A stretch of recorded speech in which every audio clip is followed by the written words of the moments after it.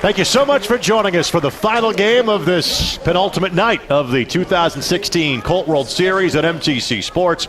Already one local team has booked their ticket to the final day of the tournament in Hoosier North. Now the Lafayette All-Stars attempt to join them. They must avenge a loss from Sunday night against Mexico. Alongside Sean Walker, Greg Rakestraw with you here on MTC Sports. The Lafayette All-Stars, they've been to the final day a couple of years ago. It's been a long time, though, since they won this tournament. They have to beat Mexico twice just to get to that championship game.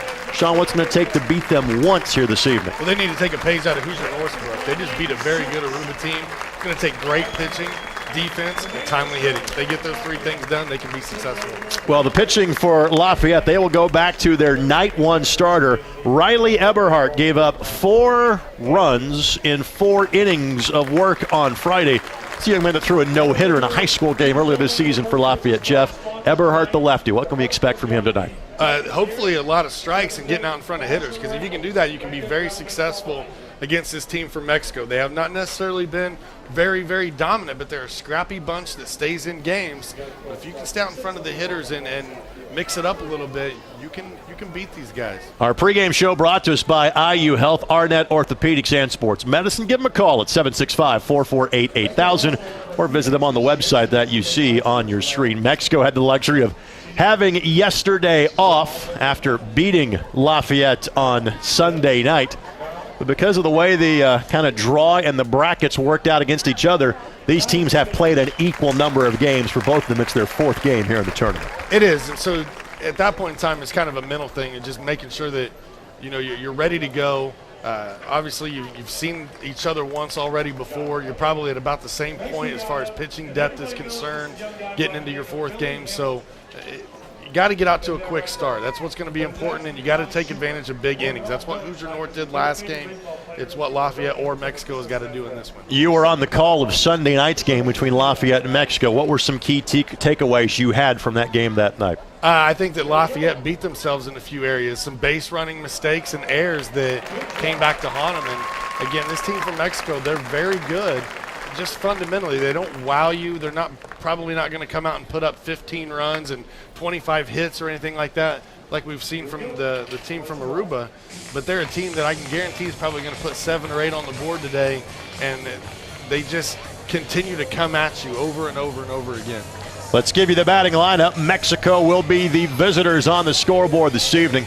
Castro, Diaz, and Hernandez lead things off for Mexico. Aragon, Vizcaíno, and León.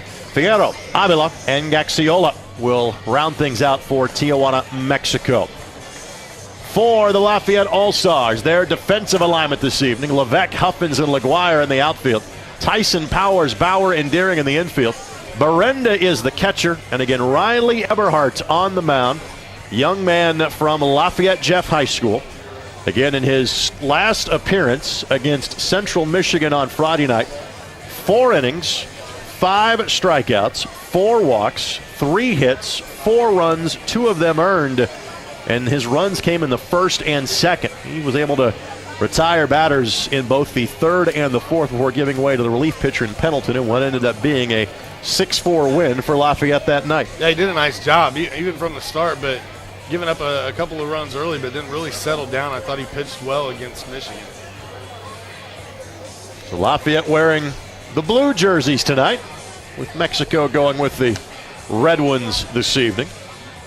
Say a little bit more about Lafayette's starting pitcher in Eberhardt. We saw him in a reserve role for Lafayette last night because we saw everybody play in the game for Lafayette.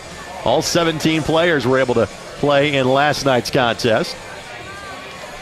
Eberhardt will be a junior at Lafayette Jeff. In fact, there's no will be. They started school today, so he is currently a junior at Lafayette Jeff. This is his favorite baseball team, the Minnesota Twins. Favorite players, Joe Mauer and Clayton Kershaw. He was a part of the Lafayette Jeff squad that were North Central Conference champions this year. And this is his home field, so he is used to pitching at this park. Perhaps a few more people here than he is used to seeing at most of his games at Lafayette Jeff. And for Riley, he doesn't have a ton of pop on his fastball, but throws decently hard. He's got a great breaking pitch, and so that's what really helps him keep batters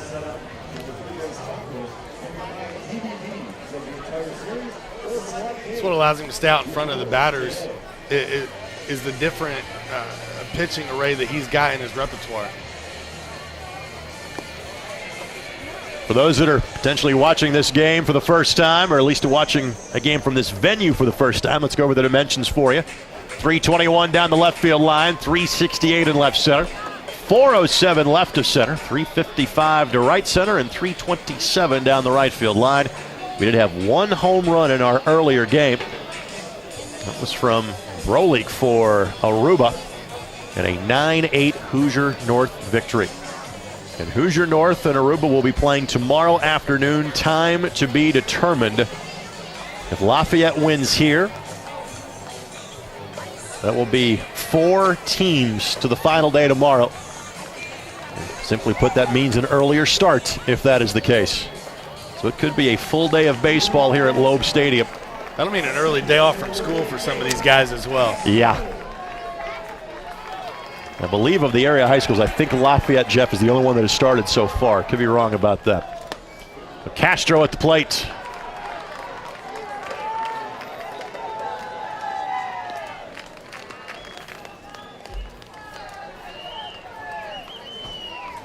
Castro, the second baseman. Eberhardt pours this one in for a strike, and the count at 1-1. Breeze has picked up a little bit, kind of lazily blowing out to center field. Other than Saturday, when we kind of had our coolest temperatures for the most part of the tournament, that day the wind was blowing straight out of the north, which meant it was pushing it out to left field. Ground ball, shortstop in the hole, slides, fires. First baseman, could he apply the tag? Yes, ruled that he got him. Out called, 1 down. Boy, that's a strong throw from Powers. He had to get rid of it quick. He throws it across the diamond, but look at this play over at first base right here. You see it again. Castro has been a tough out all tournament long for Mexico. Powers knows he runs well, and just right there on that foot as he goes by. Ruled that he got him on the back foot, if you will, the right foot. Castro retired 6-3. Eric Diaz now at the plate. It's in for a strike.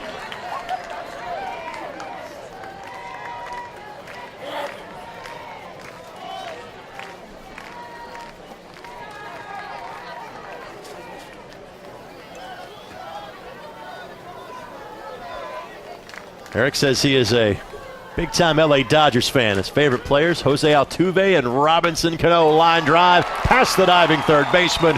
That's at least a single. Diaz makes the turn, heading for second. Throw in, not in time. Well, I'd say that's a nice start for Mexico. They hit this one right down the line, able to put a runner on second base with only 1 out in the inning. You see the good swing through that. Now watch this hustle down the line, realizing I can possibly get 2 here. And without a doubt, he had his eyes on that second base the entire time. And what I love is the jubilation afterwards. Stands up, fired up for the dugout, letting them know.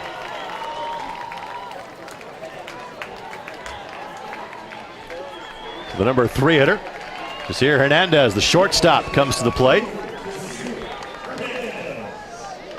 There's that flag that you see a lot, especially when Mexico's playing. They will be waving that all night long. Berenda able to block that one.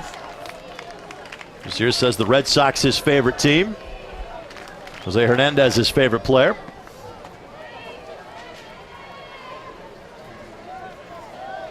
Mathematics his favorite subject in school. That man will be a junior next year. Sizable lead for Diaz at second, 1-1 the count. It's a good pitch by Eberhardt there, coming inside with it.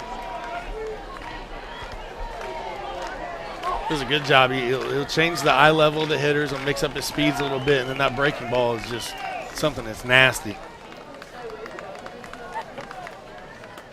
There it is. That ground ball sends the third base coach scurrying down the line for Tijuana, Mexico. That one hung up just a little bit on him that time, but I'll tell you, Eberhardt does a good job of mixing them up. You saw a minute ago he came inside for the strike, and then he comes back with that breaking ball, and he's got Hernandez out in front. 1-2 the count. Pops this one up. This one will reach the seats. Right atop the roof of the press box, 1 and 2. We've got the two local teams, but frankly, two of the other teams are awfully close to one another. Chula Vista, California, and Tijuana, Mexico are not separated by that many miles. Slow rolling ground ball. Third baseman's got it. He'll fire over to first. Runner at third base, but now 2 away.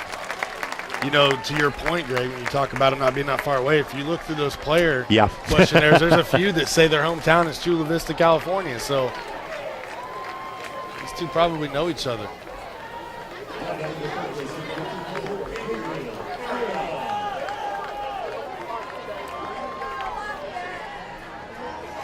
Gabriel Aragon, the third baseman. Says his favorite team, the Padres. That shouldn't be that big of a surprise. Bryce Harper, his favorite player. This one, little flare out into right field. That's going to drop for a base hit. That is a run for Mexico in the top of the first. I'll tell you, the tough thing that you see there is that gets down in right field, and Jonathan McGuire has an absolute rocket from the outfield. He's kind of looking at Deering like, I know you're playing cutoff, but there's no way to get the guy at home. We should be throwing here to first base and potentially throwing behind to get the runner.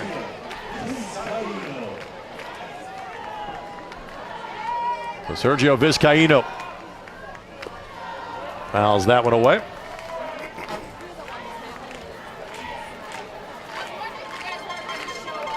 Sergio says his favorite team, the Cubs, his favorite player, Giancarlo Stanton.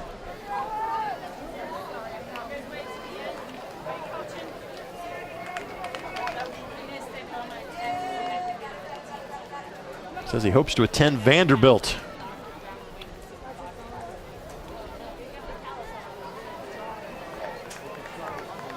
Vizcaíno, the first baseman.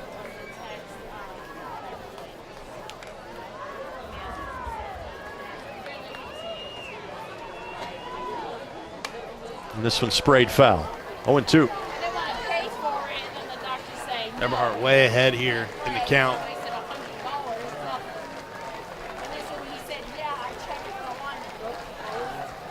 This is something else that's kind of hurt this Lafayette squad, is getting ahead of batters, but then giving up 2 strike singles or 2 strike hits. 1-2 the count.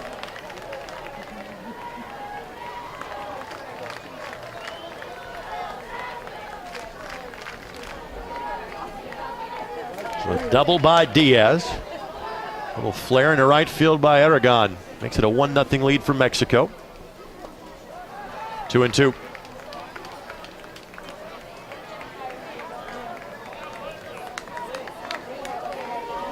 Last year's winner of Puerto Rico didn't make back to the Colt World Series. Last year's runner-up Greensboro knocked out in the early action on Sunday. Chula Vista, who also made the final day a year ago, Los Gatos beaten by Chula Vista. Puerto Rico wanted to be here. They won to get here. Of course. They just unable financially to make that trip. This one rolled foul, 2-2.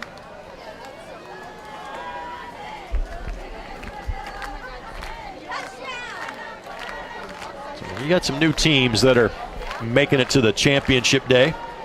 Lafayette trying to join that group.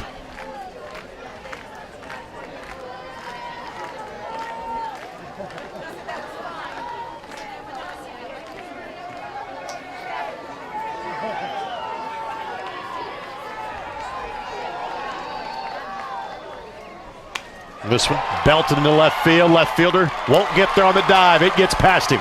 Center fielder over to back him up. It will be a double. Ball gets away from the shortstop, but no further advance. Runner will stop at third. Vizcaíno with the extra base hit. Runners at second and third now for Tijuana, Mexico. Mexico still in business here with 2 outs in the inning. You see this hit. If you're the left fielder, you got to keep this in front of you no matter what. You can't let that ball get by you. You either got to come up with it, or you got to let it bounce in front of you and keep it in front of you. Can't allow those runners to advance around the base path.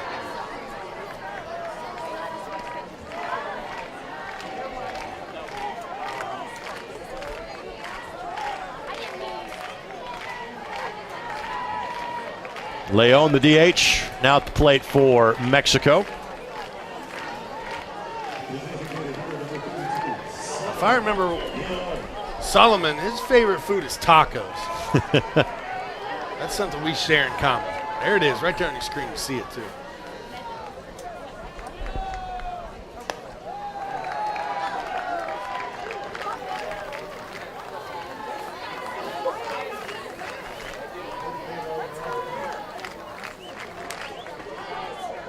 Still 2 down here in the inning.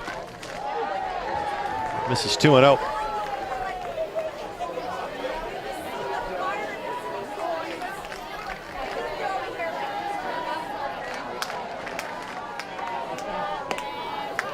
Does hit the outside corner. 2-1 the call. Something else to note too, Greg, is Mexico's mixed up their lineup just a little bit, moving Castro into that leadoff spot, and Giovanni Fierro is the young man on deck. Pop up.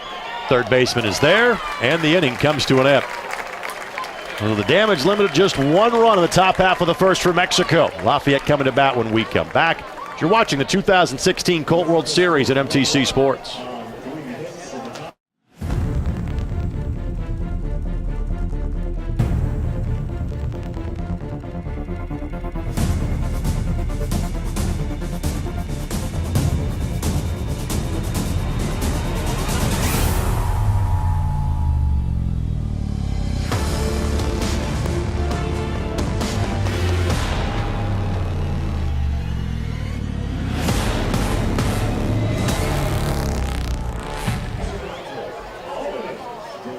Good fan turnout tonight, as you would expect, for the local squad making it to this far in the tournament. Lafayette trails 1-0 after the top half of the first inning. Batting order now for Josh Loggins' squad. Very similar to what it has been. Powers, Huffins, Levesque, Deering, Tyson, Berenda, Bauer, LaGuire, and Siegel for Lafayette. Siegel, the DH, hitting for the pitcher, Neberhart. Defensively now for Mexico, Diaz, Avila, and Fierro in the outfield. Aragon, Hernandez, Castro, and Vizcaíno in the infield. Gaxiola, the catcher, and the pitcher in tonight's matchup. Francisco Peña on the mound for Mexico.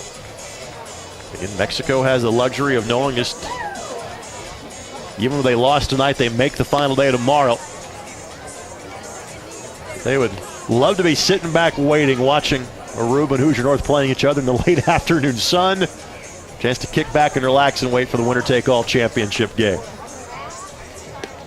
I think Lafayette really kind of dodged the bullet, only allowing 1 run there in the first inning. Mexico seemed to be in business there. A little 2-out rally going. I think it'll be important for them to respond right away, much like Hoosier North did earlier.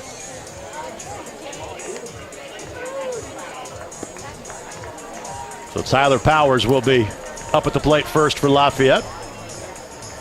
A man from Central Catholic High School. Powers last night came to the plate 5 times, walked twice, scored twice. 10 runs last night for Lafayette. A 10-3 victory over Seoul, South Korea.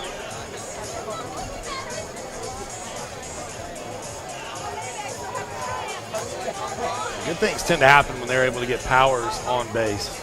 A lot of speed, great base running ability, high baseball IQ.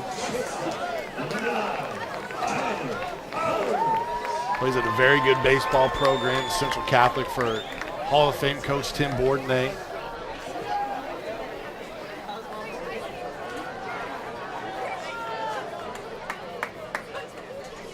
That's poured in for a strike. Tyler says the Cubs his favorite team.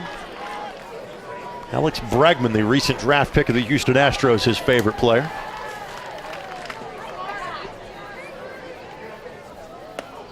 In tight 1-1. A little chin music early on. Tyler's been a part of the last 2 state finalist teams for Central Catholic. High school team went 33-2 this past year. Unfortunately for Tyler, one of those losses to the state championship game. Curveball smacked to the shortstop. Hernandez over to make the play, 1 down. Nicely done. Again, you see some players in this tournament that just have that big league arm or big league look to them. And that's Hernandez over at shortstop. Watch defensively. This makes it look easy. Able to field. Nice little easy toss across the diamond. So Zach Huffins to the plate. Huffins, one of the two players that played all 7 innings last night for Lafayette. The catcher and Berenda the other. First pitch swinging, smacks this one to left field for a base hit. But I tell you that, if you're Huffins, you've got to find ways to get on base all the time. He's a great hitter. And then if you watch here momentarily, you'll see the speed. If he gets a good lead over there at first base, he will be gone very quickly. So Dylan Levesque went 4 innings on the mound last night. Gave up just 1 hit. You know, Chris Walker and I were talking about this the other night about the lead for Huffins over there at first, and he's got a much better lead right now than we've seen him start out with. He kind of inches his way out there a few pitches in. Looks like he's ready to run soon. That misses high. Levesque at the plate last night was 1 for 3 with a double and a run scored.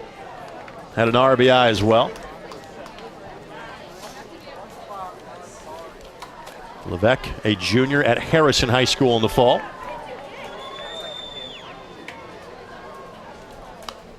Levesque can flat out hit too. He hit 388 this year for Harrison High School. And, you know, maybe overshadowed a little bit with Carter Bridge being there, as good as he was. But Levesque can flat out rake. He can play ball.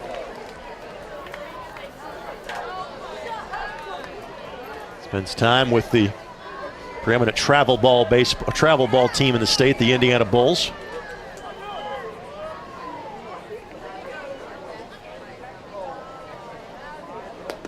Curveball, a beauty. Strike 2.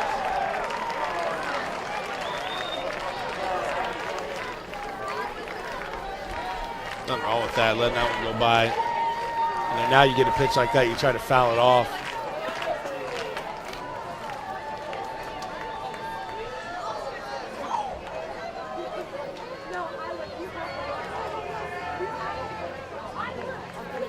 Huffins going.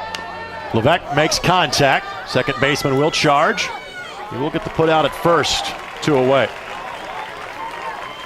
Yeah, no, obviously no chance there to get Huffins. He was well down the line. So Mexico has to do exactly this right here. Go get the out at first base. Nice little toss over. Good job by Castro at second as well to kind of break off the play to go back up the throw to second base.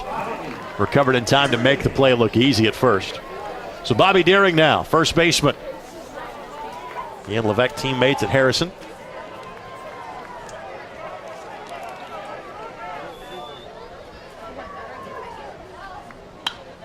Left center field.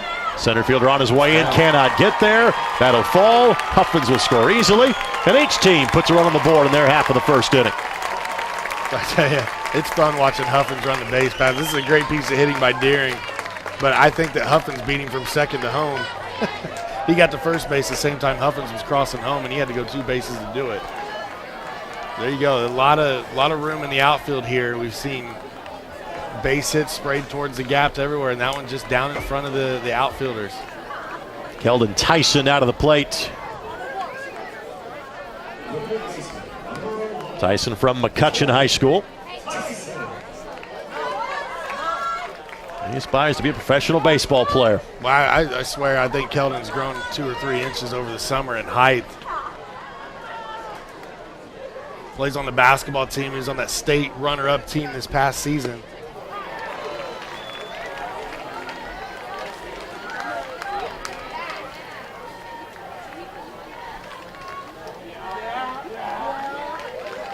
Tyson, the number 5 hitter.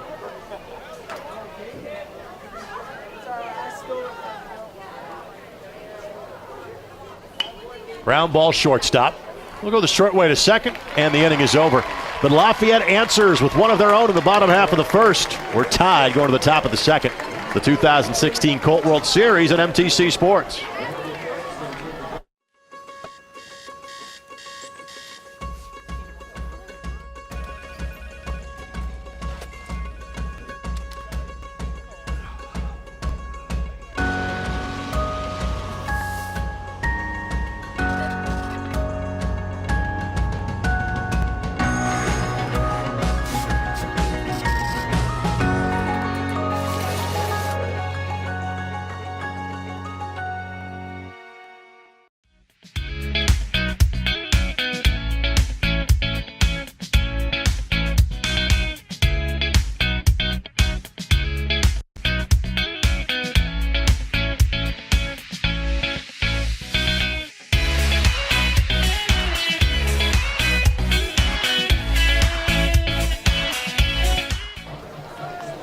as per usual, the fan support and turnout for the team from Mexico is outstanding. Safe to say these are probably the two biggest fan bases that attend the Colt World Series every year. Fans of Mexico and, of course, the home squad, the Lafayette All-Stars. Good night to be a concessionaire here at Loeb Stadium. 7, 8, and 9 coming up this time through for Tijuana. I said at the beginning of the tournament, I thought that, the Colt World Series itself and just needed to have a good showing from the two local teams, and they've gotten that. We've had nice crowds almost every single night here at Loeb Stadium. That just helps out everything. The vendors here that have set up shop and raise more money for next year's tournament. It's pretty awesome. Giovanni Fierro will lead things off, the right fielder. First pitch over for a strike. Mexico began their tournament by beating a pretty solid South Korea team on Friday. Then beat Greensboro, North Carolina, the defending runners-up, on Saturday.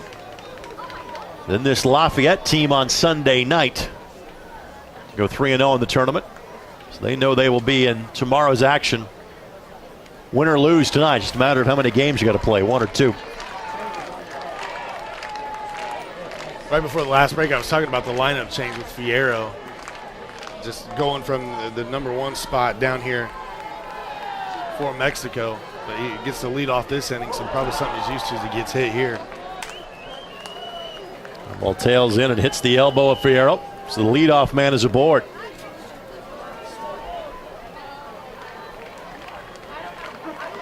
Alex Avila due up next now for Mexico, and right off that elbow guard.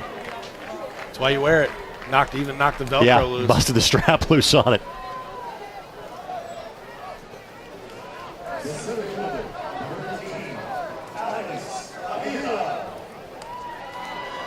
Vila says the Red Sox his favorite team. Jose Bautista, Matt Carpenter his favorite players. Eberhard a cursory toss over to first base. When asked who his favorite player in another sport was, he goes, Usain Bolt. Very fitting time for that answer. Yeah. Been trying to catch the Olympics the best I can when we're not here. I would suggest then you day jobs. You tune in on the way home on your radio on 1070 The Fan, 1070 AM with nightly coverage. Awesome. Heard throughout central Indiana. Bunt popped up. Tyson can't get there in time to potentially get the out. 1-1 the count. I had the night off here last night, so I took in the USA basketball game. Watched a little archery. I do know of a USA gold medal tonight, but I will not play the role of spoiler to our broadcast audience, nor you. Maybe I'll tell you during a commercial break. Well, you're going to have to now. You can't do that. You'll have to wait. It's professional radio tease, my friend.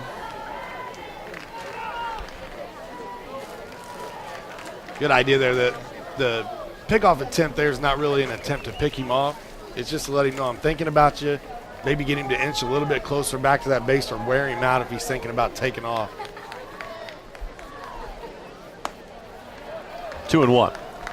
Trust me, Eberhard realizes this guy was the leadoff hitter for Mexico in the 3 games that they've played so far.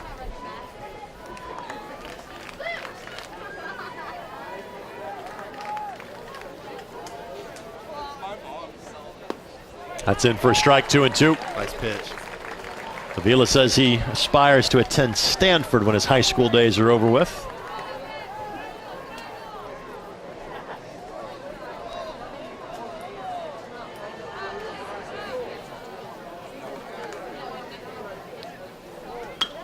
This one flared out to right field. LaGuire on the run. He has plenty of time to track it down. 1 away. Well, I tell you, for Fierro, he doesn't want to get too far off that base because we've seen LaGuire has an absolute rocket out there in the outfield. And he thought about it that time, trying to throw behind the runner to double him up.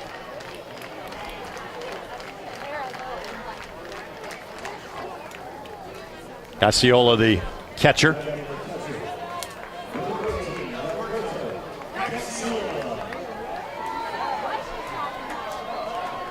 Number 9 hitter.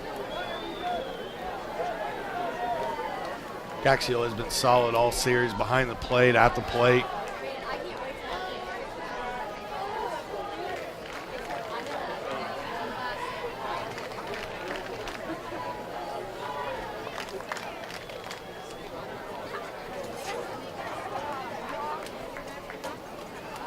Four base runners for Mexico here in the opening 2 innings. Runner goes, and great job of hitting behind the runner. Gaxiola lines us into right field. LaGuire with the throw, tag applied. They got him. Told you he's got an arm. I mean, I'll tell you, that is major league stuff right there, and he is fired up in the outfield. And I'll tell you, Fierro, again, we've talked about it. He is the leadoff hitter for Mexico in 3 of the 4 games they've played in so far. This young man can flat out scoot. And he got a running start already, crossing and taking off to second base. Now watch this throw. Not only is it a laser, on the money. Got him. That's a ball. That's a play that on 99 times out of 100, that runner's safe. Could not have set up the hit and run any better. No, not at all. LaGuire makes the perfect throw. 2 down. I was chastised by Chris Walker for bringing everything back to being Reds related. You have no such issues with that. Not at all. That's Paul O'Neill, Eric Davis throws from the 90 National League Championship Series right there. 2-0 the count to leadoff man in Castro. Unfortunately, it was kind of a long time ago. It was the last time we won a World Series. In the words of A.J. Foyt, this is quite true. Castro, a ground ball to shortstop his last time up. You know, going back to that previous play, too, is Fierro had a good lead. I mean, when he took off, he had a good lead on that jump.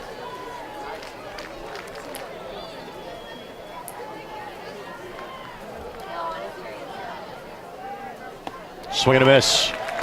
Should have been ball 3. Instead, the count now 2-1.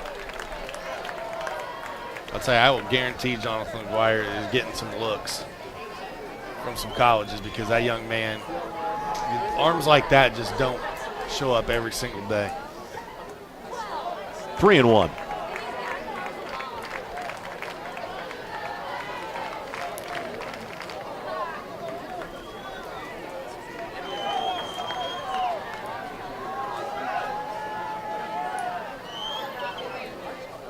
And ball 4. And that was the issue that Everhart dealt with against Central Michigan. Just sometimes unable to control that ball in and out of the zone. So the inning continues for Mexico. Castro's been a tough out this tournament, though, so that's not a terrible thing. I mean, yeah, you give him another base runner, but you got 2 out in the innings. You try to go after Diaz. However, Diaz doubled in his last at bat, so.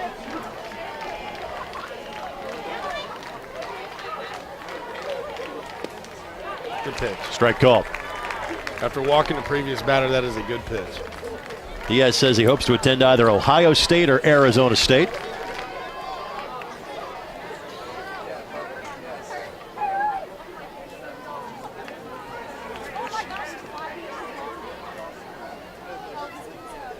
Line drive. Center. I won't get through to center field. Yes, it will. Huffman's on the charge. Couldn't pick the play properly. Runner at third had held up. He will still have time to score.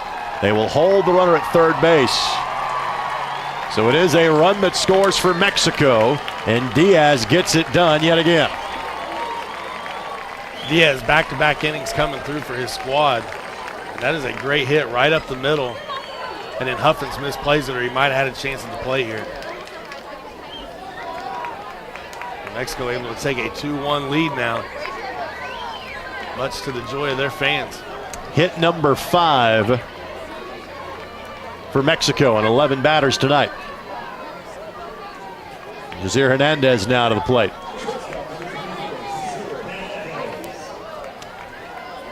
You go back to that LaGuire put out from the outfield and you see how big it was, because that would have actually plated 2 there.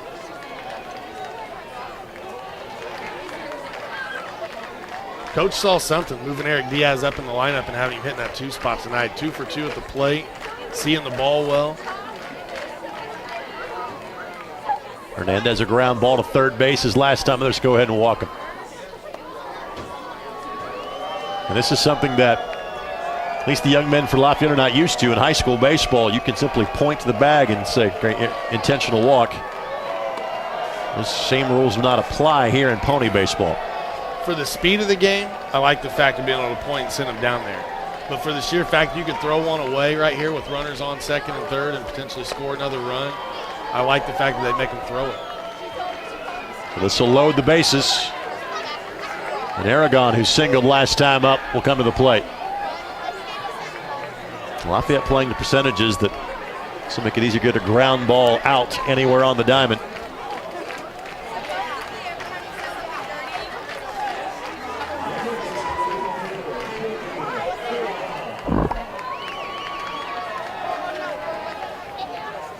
Aragon says his favorite play on another sport, Colin Kaepernick, who, by the way, was a tremendous pitching prospect growing up through mid-90s as a high school kid. You know you're having a good inning at the plate when the umpire has to stop play and ask the first base coach to move all the gear down there, all the shin guards and elbow guards and everything. Bring them over and put them near Lafayette's dugout to get them out of field of play. Line drive, caught. What a play. That's probably a 2-run saving catch right there by Keldon Tyson. Mexico will leave them loaded, but they do score one. 2-1, they lead to the bottom of the second. We go on MTC Sports.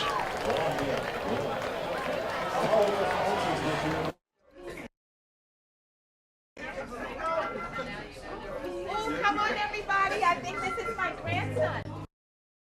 Little girl, you look so Oh, my goodness. I see you are feeling blue. Come on over to my place. Hey girl, we're having a party. We'll be singing, dancing and singing. Come on over tonight.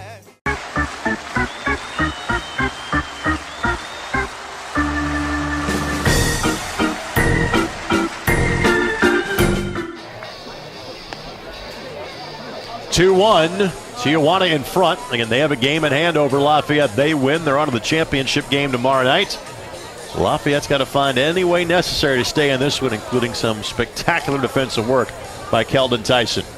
Now look at this play here, and that is where you earn the respect of your teammates too. He makes a great play, and what I loved was Riley Eberhardt took the time to wait for him to come to him and gave him a 5 and basically said thank you. You know, help you get out of that jam. Berenda, Bauer, and LaGuire, 6, 7, and 8 coming up this time through for the Lafayette All-Stars. In my opinion, too, Greg, this is 2 innings in a row where Mexico could have had a much bigger inning. Sure. But defensive plays from Lafayette just only allowed 1. So they allowed 1 in the first, 1 in the second. But, man, it could very easily be 5 or 6 to 1 right now, Mexico.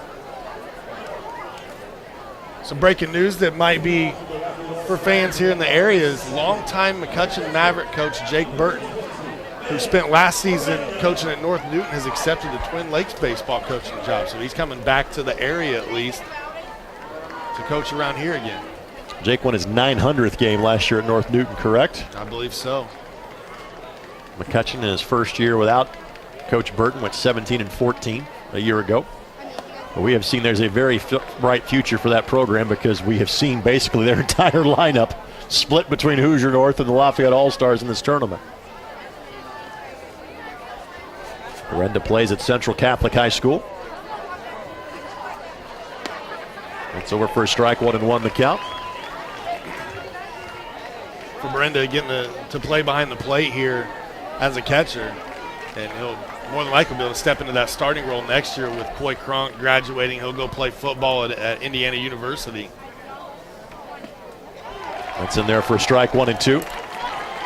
Didn't have a chance to call one of Coy's games as a senior, but I saw him play as a junior, and given Cronk's size as a catcher at about 6'5" and 275, only thing I could think of was like Carlton Fisk. That's exactly what came to mind. He's a big kid. He's one of those guys, you know, from the center field shot right there, you usually didn't see the umpire. You almost felt like you need to give the umpire a stool. They could actually step over, you know, and call the strike zone. 2-2 the count. You were always unsure of exactly what the count was because you couldn't ever see the umpire to know whether he called it a ball or a strike.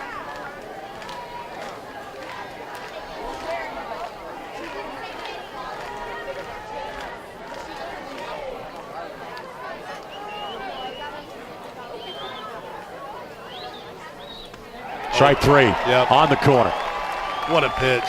Pena throws a perfect breaking pitch right here on the outside corner, and Brendan knew it. He was trying to coax the umpire into letting him go down to first base, but not going to happen. The first strikeout for Pena, and Bauer down to the plate.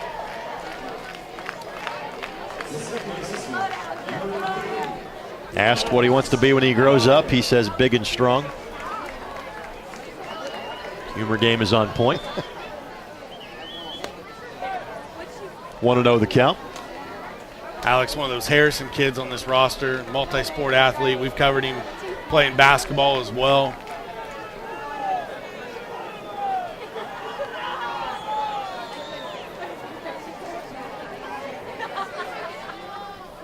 So I assume he's being serious. Perhaps he's joking when he lists his accomplishments as being a 4.0 student. We tend to think he's being accurate in that statement. Yeah, I mean, well, you see there, made it the J&C Hoops All-Academic Team, too. That's a basketball tournament put on here locally in the area, sponsored by the Journal and Courier. And Bauer takes one on the shoulder. So 3 pitches for Pena. None of them came close to the zone. One of them came too close to Bauer, and he makes the trot down to first. Well, I'd say that one ran up and in quick, and luckily it caught the upper part of his shoulder and not his face here. Oh, that's right on the elbow, actually. From my angle behind the plate, when I saw it live, it looked like it about got him in the cheekbone. So here comes LaGuire to the plate. Saw that last night. Did you see Hunter Pence foul one off the plate back at him into his own eye? That thing swelled up. That was a goose on his face right away. But if any player in Major League Baseball would do that, it'd be Hunter Pence. Yeah. The thing that was amazing is the trainer's trying to talk to him and look at it. You can see him just trying to get around him to get back in the batter's box. He was not coming out of that game. In this era of memes, Hunter has kind of become his own meme and embraces it. There'll be posters at games about what Hunter Pence does and doesn't do, and he'll like walk over and sign them. When you're in on the joke, everybody is laughing with you and not at you. Sure.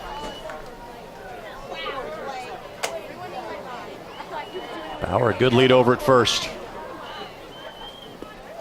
McGuire swinging a miss 0-2. Yeah, Bauer is one of those young crop of talent from Harrison, whether it be their basketball team or their baseball team. They're in good shape as well. A lot of the schools here in this area, they're going to be fun to watch because all their teams are getting really, really good, especially in the 2 major boys sports, with basketball and baseball, even football teams coming along as well.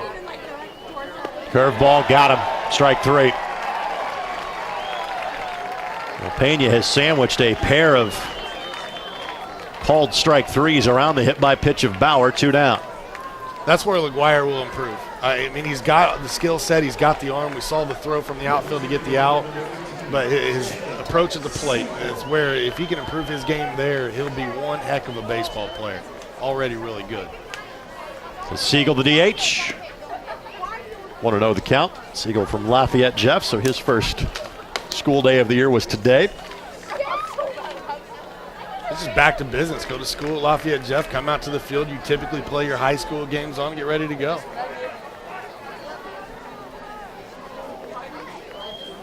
This one into right center field. That's trouble. That one could go. That one scoots by, gets past the center fielder. They're going to give LaGuire the wave around. Relay throw coming towards home plate. Not in time. Gets away from the catcher, which means that the runner will advance on to third. Siegel with a double, and we're tied again at 2. What a game. These 2 teams so evenly matched, and we're seeing them just back and forth respond to each other. That's a big hit from Siegel right here. That gets to the wall. Watch the hustle by LaGuire around the base pass. He makes a great defensive play for Lafayette last inning, and then the hustle here leads to a run. This is a pretty good replay from Mexico. A nice throw here, but I love this. Little Charlie hustle into home plate. Rough hop off the catcher. So give the double and the RBI to Siegel. And then an error advances him on to third. 2 down, but the top of the lineup rolls packed through, and Tyler Powers. They say it all the time in baseball. Walks, errors, hit by pitch, those things come back to haunt you, and that's exactly what happened here. They have 2 outs in the inning, but by hitting Bauer, allowed that big hit from Siegel to score him. The scoreboard appears as if it is in binary code. ones in each of the inning columns so far.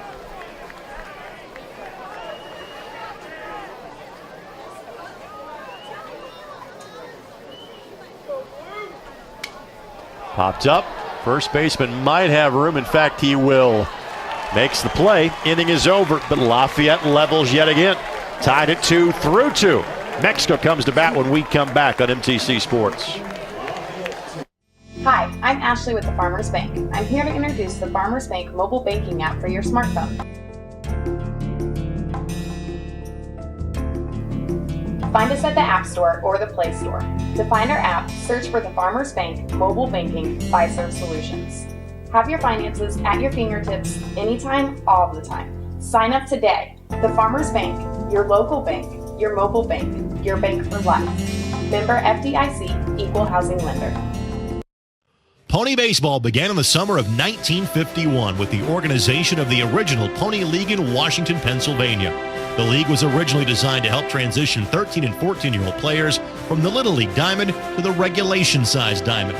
Today, more than 500,000 players participate in the Pony organization annually in the United States and in more than 25 countries around the world. For more information on pony baseball, go to pony.org. Don't miss pony baseball for the world. Pure baseball, pure pony. The 2016 Colt World Series at MTC Sports is made possible by the following sponsors. Thanks to our friends at Dick's Sporting Goods. Every season starts at Dick's. Thanks as well to Lafayette Community Bank, completely invested in your hometown. And a big thank you to Best Western. So to the top of the third we go. Vizcaíno, León, and Fierro. 5, 6, 7 coming up this time through. An outstanding crowd on hand tonight. We thank all of our sponsors. Important to note, too, the Visitors Bureau. Visit Lafayette, West Lafayette. They're the tournament sponsor here for the 2016 Colt World Series. Vizcaíno doubled last time up. Will be stranded at second. 5 runners left on base the first 2 innings for Mexico. But they keep getting runners aboard as Vizcaíno smacks this one back up the middle. Good piece of hit and get the leadoff runner aboard here in the third inning, already in business. These two teams, it's like a seesaw battle right now. There you go, right back up the box.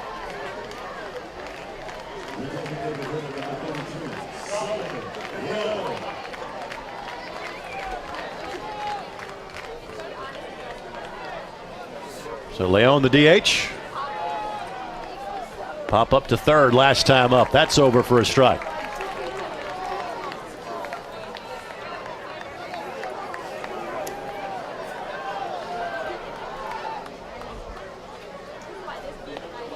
Almost just broke away from the zone.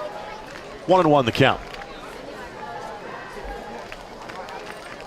Lafayette going to start sending arms to the bullpen. León, late decision to swing. LaGuire charging, can't get there, and trying to line that to throw that ball to third base, or even a second to get the runner there, had the ball get by him. And with that, runners on the corners with nobody out. That's twice now we've seen Lafayette outfielders come in on the ball and just get kind of handcuffed on themselves right here. And you saw a great throw an inning ago. This one, I think he sees it, knows I've got a chance to throw him out at second base, and the hop just gets right by him. You got to keep that in front of you. So Fierro at the plate. He was hit by a pitch last time up, and then he was thrown out by LaGuire on that tremendous play, even though Fierro was stealing second on the play. Heading towards third on a single. LaGuire got him at third. Runner takes off. They will throw through. Throw is airmailed. They'll throw back home. And can't apply the swipe tag. Double steal for Mexico, and they're back in front 3-2. Brenda has to make a better throw than that on that play. If you're going to airmail it like that, it gives you no chance to even get the out there at second base. Now, credit a great job of backing this up by Powers, and he makes a strong throw home. Up the line just a little bit, and there you go. You see the whiff as he goes by. Little flare to right field. LaGuire on the charge. Makes the catch. After the hop, Runners on first and third, and again, the rally continues for Mexico. I understand what you're taught in baseball as an infielder to come in and cut this ball off, but he's got to stay at first base. With LaGuire's arm, he's got plenty of time to throw Fierro out there at first, and he obviously can throw it from where he's at there to home plate on a dart if need be. There's no need to cut that ball off. You got to know who your defenders are behind you. 8 hits for Mexico in their first 16 batters to the plate. And a quick meeting of the minds on the mound, and that may be just to not only try to settle Eberhardt, but frankly to buy a little time for the relievers to loosen the bullpen. Double-barreled action going for Lafayette in the bullpen down the right field line. This is always the toughest part of a game for a starting pitcher. You know, you get through the first part of the lineup, and then you start to see these guys for a second time. Usually that second time through, it gets a lot tougher. I mean, as a 15 or 16-year-old, you don't have the repertoire of pitches that a major league pitcher has that allows him to get deep into games a lot of times. And it's Pendleton on the right, Marin on the left, getting ready for Lafayette. That's a strike. Middle infield, a double play depth. They will give up the run to try to lessen the load on the base pass currently for Mexico. 2 straight innings, Lafayette's been able to work themselves out of a jam and only allow 1 run. That's going to be a tough feat here. Avila, a fly ball to right field his last time up.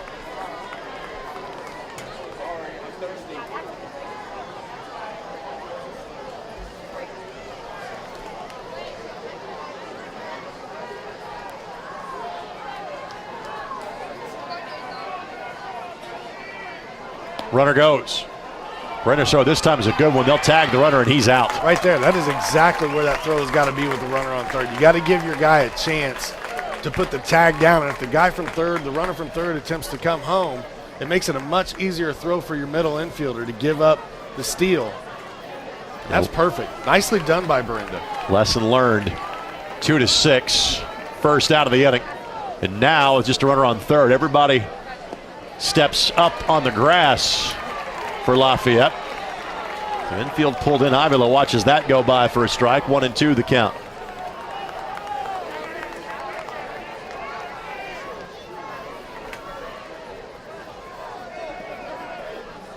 Timeout asked for and granted.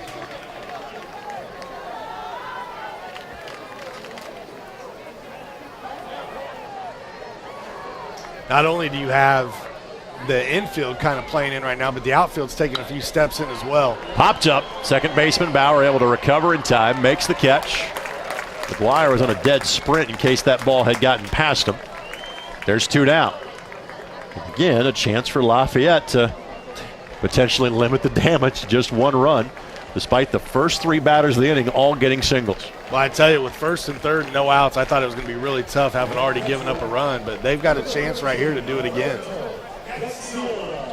Gaxiola singled last time up and would come around to score. Already 2 trips through the lineup now for Mexico.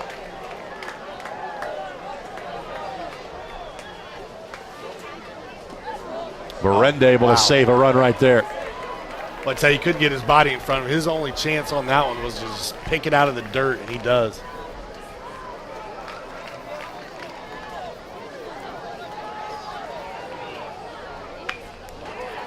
Wow. Coach Hernandez has had to be on the move a couple of times down the third base line. He's showing off his dance moves there. He's got some happy feet today. That beard was longer about 30 seconds ago. I think so. That ball trimmed him up a little bit.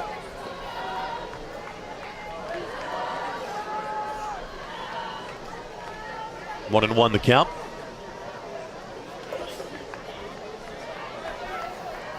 For Mexico, they have put multiple runners on the bases in every inning.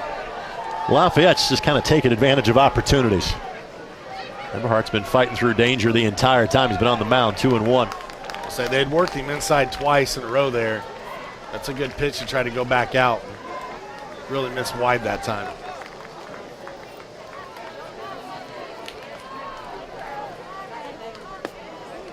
3-1 now.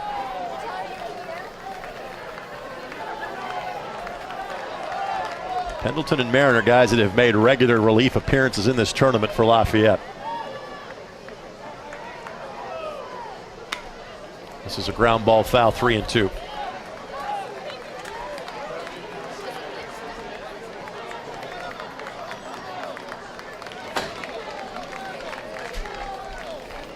Eberhard has allowed 7 runs and 7 innings of work so far here in the tournament.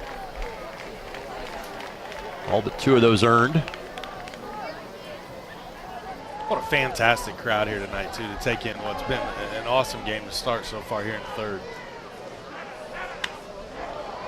This one will head to the bullpen, foul. And way in front of that one.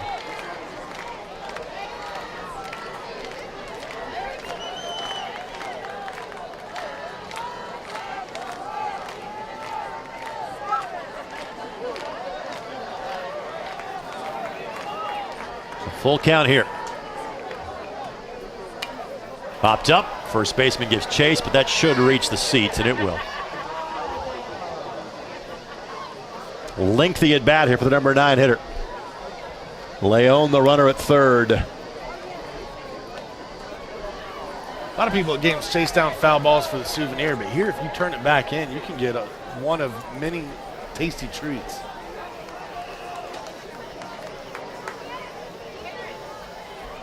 And a swing and a miss. Eberhard kept battling. And again, Mexico scores, but it's just 1 run. To the bottom of the third we go, 3-2. Tijuana, Mexico in front at MTC Sports. Construction projects mean deadlines. At McAllister Machinery and the Cat Rental Store, we understand the challenges our customers face. That's why our team of professionals are here to help. From our knowledgeable support staff to our industry-leading service department, McAllister Machinery and the Cat Rental Store are here to make sure you get the right equipment delivered on time. Whether it's Cat equipment, JLG lifts, or Solaire air compressors, we carry it all. McAllister Machinery and the Cat Rental Store, helping build Indiana since 1945. My name's Gary Gangwer, and I own the Gangwer Insurance Agency as well as farm here in Clinton County. 1974, I bought my first combine and became a custom combiner for area farmers. Most teenagers buy cars, but I was crazy enough to buy a combine. My father wasn't a farmer, but it was important for me to farm. That's all I ever wanted to do.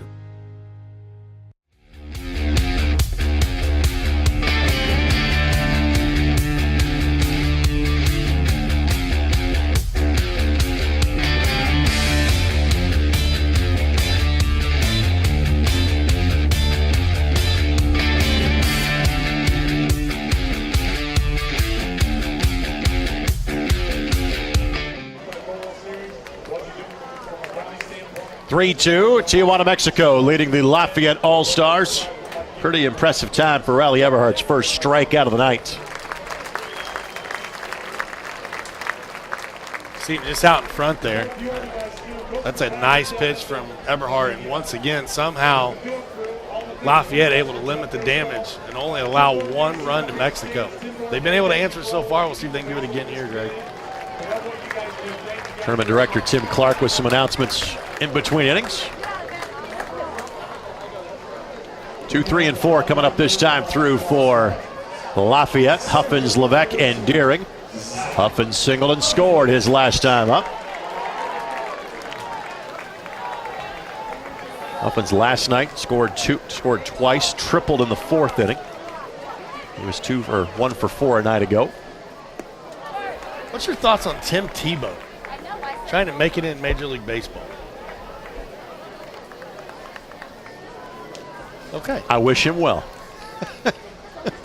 Thought you were just going to give me the silent treatment for a minute. I was contemplating what my response was going to be. I hope he does very well. If nothing else, he's bound to bring a bunch of fans and media coverage to wherever he goes to try. I'm sure the Sugarland Skeeters are drawing up a contract for him as we speak. Right. Or the St. Paul Saints or the Newark Bears. Name your independent league team. 2-1. And this one foul. Of course, young man, he played baseball all the way through high school. It's been 11 years since Tim Tebow played baseball at a competitive level. Count it 2-2. I read an interesting article this week, though, where John Elway said only Peyton Manning could replace Tim Tebow as a quarterback in Denver. Because I think that's a very accurate statement. I mean, there just seemed to be something magical about that season when he kind of came in and took over that starting job. Swing and a miss. That ball got away from the catch. That's not a foul ball. With Huffman's speed, there's no play. Great recognition by Huffman's. No, immediately. I didn't touch that ball. I got a chance at first. So the leadoff strikeout was a positive result for Lafayette. You see the swing and a miss here, and it just scoots away from the catcher, bounces off that left knee on the shin guard. And look at Huffins. He's almost to the base by the time the catcher gets to the ball. And for those maybe from Mexico that have not been watching earlier broadcasts, Huffins' father, an Olympic medalist in the decathlon 16 years ago. And he's got a huge lead over there at first base right now. I would expect him to go at some point very soon. Levesque. Huffins was trying to steal a base last time Levesque was at home plate. He had a chopper to the second baseman. But I think they waited too long. They waited until the second or third pitch. In my opinion, with his speed, you know he's going to go. Send him. Let him get himself into scoring position, and then let Levesque knock him around or knock him in. 2-0. I mean, in a game like this is where you're not necessarily gambling. You are taking the strengths of your team and you're putting them to use. You're using the tools in the shed. And with Huffins' speed, man, it's like Billy Hamilton for the Reds. If he gets on base, he's taking second, and if he looks like he got that one pretty easy, I'm sending him. He's taking third too.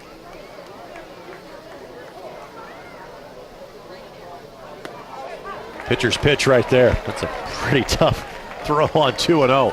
When you need a strike and you throw the curveball and it spots it perfectly in the outside corner. We've seen him do that a couple times now where Pena put it right in that spot right there. And, I mean, the hitter can't do much with that. Huffins has a good lead at first.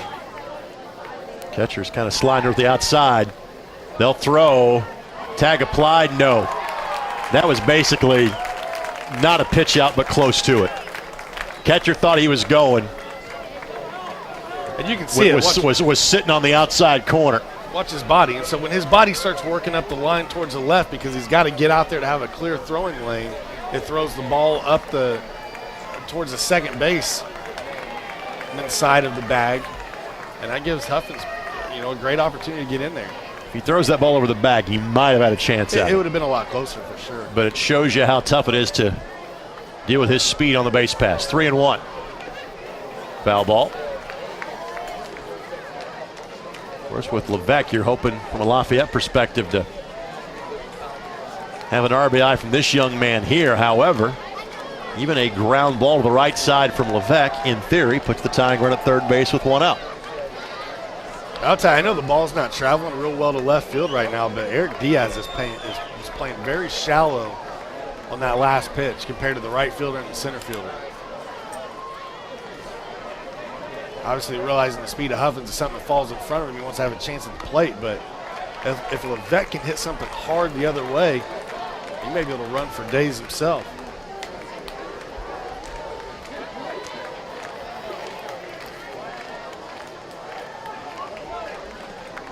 Count remains full at 3-2.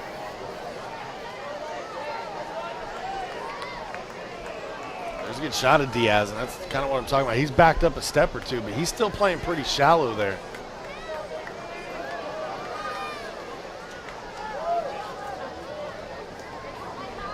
And a swing and a miss. Good battle by Pena. Well, I tell you, that is great pitching by Pena. Levesque's going to want that at bat back. He was up, 3-0 in the count or 3-1 in the count, and Pena comes back and gets a strikeout. You've got to put that ball in play and give Huffins a chance to advance even further to third. So Daring singled in Huffins last time he was at the plate. I mean, at the end of the day, if you're going to end up striking out, you'd have been better off to put a bunt down and try to get Huffins to third. You don't know that's going to happen, of course, but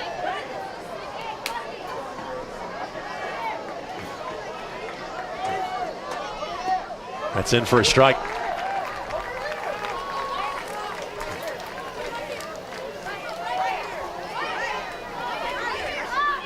Daring, a junior at Harrison this fall.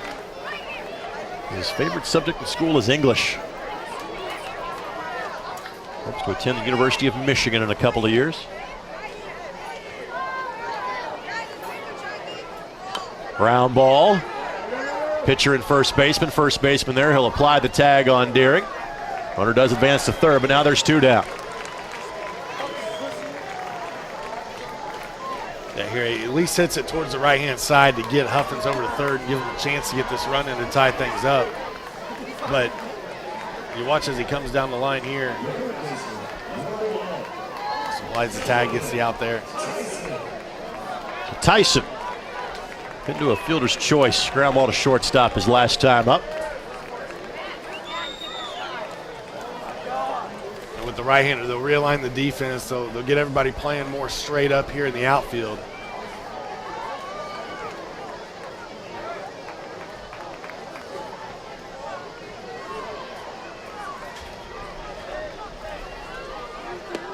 Curveball, a pretty one. Strikeout wasn't a part of the first inning for Lafayette, but Pena has thrown 2 strikeouts in each of the last 2 innings. Of course, one of those reached base in Huffins to start this one. So far, 2 runs on just 3 hits for the Lafayette All-Stars.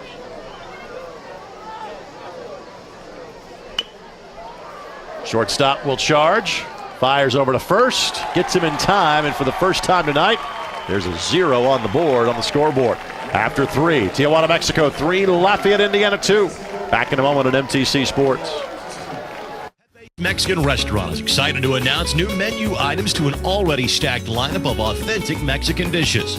Everything from tossed greens with fruit to a Pepe-style chicken pizza. For you seafood lovers, try the shrimp tacos. For my personal favorite is the barbacoa taco dinner. Whether it's a new menu item or one of our signature selections, be sure to wash it down with a tasty beverage. Whatever your flavor, make Pepe's your stop for lunch or dinner. Located on Sagamore Parkway in the mall parking lot, Lafayette. Greg Rakestraw, Sean Walker with you.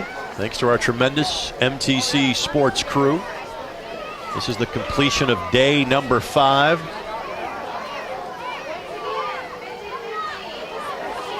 Well, that's a Bourdonnais shot on camera we just had. To the top of the 4th we go.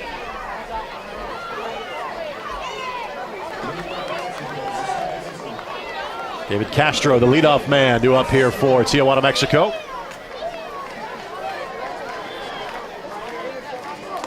Strike called. So Everhart back on for his 4th inning of work. He's allowed 1 run in each of his 3 innings. I think you can safely say he has scattered 8 hits, with just 3 runs on the board so far. Everhart kind of dropped around sidearm with that lefty delivery. Foul ball, 0-2. Yeah, this is his 3rd time through the lineup, though, and he's been able to get Castro at least one of the 2 times he's facing. But Diaz standing on deck is the one that he's peppered Everhart so far today.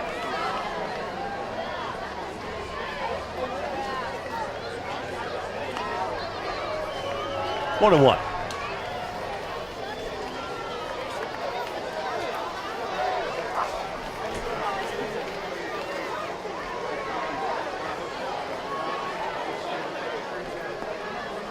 Almost.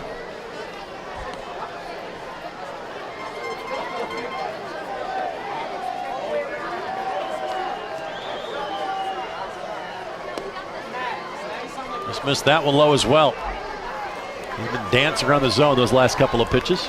It is 3-2, by the way. Full count.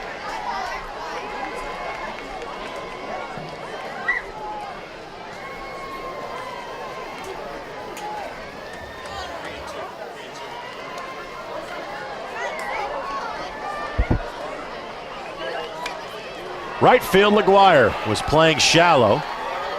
But not to mention, we have certainly bragged about his arm, and rightfully so to the tournament. You can tell in that play, dude's got wheels. Got back on that one quickly, 1 down. Yeah, he does a nice little drop step textbook here, too. And, you know, it's one thing to have a good arm, but even going back to the throw, if you look at the crow hop, that's my favorite part. When you see an outfielder get himself in position, they get their body moving forward, crow hop, and then release The Kraken. As a career infielder, I could appreciate that, but never could replicate that. Right. I was a career infielder until one day I went out and just started messing around with the outfielders and showing off and being stupid, and became a career outfielder after that. 1-1 the count. Diaz, a pair of base hits so far. Doubled and scored back in the first, singled in the second. 2-1. Actually, ended up being a good thing. Got me more playing time.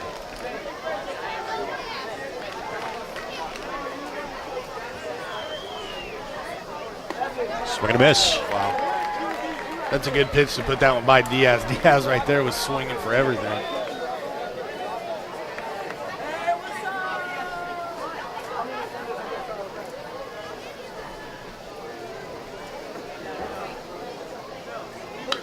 Ground ball, shortstop. Powers collects, fires, and gets up. First time that Diaz has been retired, and Everhart is 1 out away from not only his first inning without giving up a run, but his first 1-2-3 inning of the night. Watch this play from Towers right here, and the ball almost gobbles him up a little bit, but he probably has the quickest from out of the glove to release that I've seen here in the tournament so far. That thing just, boom, it's out. This is game number 17 of the tournament. Hernandez was intentionally walked the last time up. That decision really didn't factor into the final result of that inning because it was a line drive that ended the inning. He's officially 0 for 1.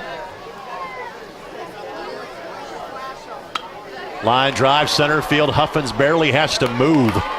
Makes the grab, and much as the case was for Lafayette in the bottom of the third, a 0 on the board for the first time for Mexico. Halfway home in this one. Tijuana leads Lafayette 3-2 on MTC Sports. How's it going? Nice to meet you guys. I have these 2 laptops. We're going to each download a TV show. I'm going to download it on Xfinity, and you guys are going to download it with AT&T Uverse, and we're going to see who goes faster. Go. Well, this is a no-brainer so far. How's AT&T doing? Struggling. I'm ready to go. We'll wait for you guys. Looks like we're going to be waiting for a while. Don't let Uverse slow you down. Upgrade to an Xfinity X1 Triple Play from Comcast and save when you bundle. See for yourself. Call 1-800-XFINITY or visit Comcast.com today. Wouldn't it be sweet to happily live a life that's filled with glee and sing about how joyful it can be? I'd like to hear that. Live life to its fullest every day with the highest level of primary care from Indiana University Health. When you have your health, you have everything. Indiana University Health. Schedule same-day primary care appointments at 1-888-IU-HEALTH. An absolutely gorgeous backdrop at Loeb Stadium tonight. That is looking from the third base line. I don't know who that guy is running that camera down there, but he needs to probably direct the next Star Wars movie, man. He has brought us some great lens flare shots, you know. Just, and then that one there, that's just awesome.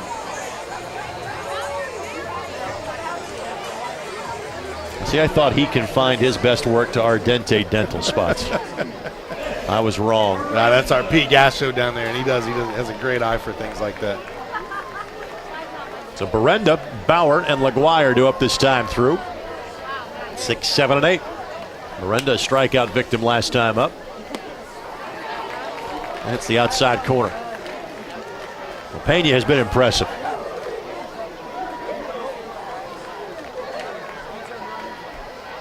Even though he's allowed 2 runs in 3 innings. That's been more just kind of some timely hits, more than, say, a constant barrage at the plate, as Tijuana has been towards Everhart tonight.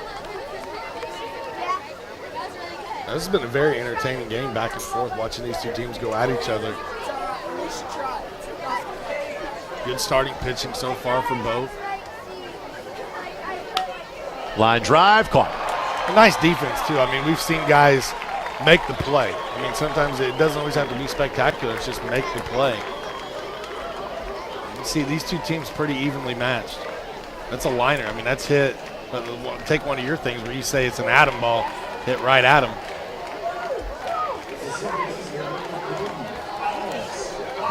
So Alex Bauer now.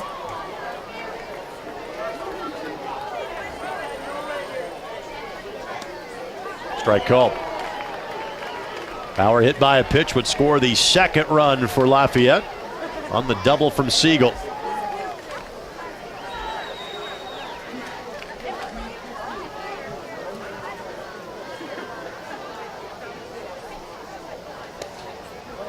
One and one.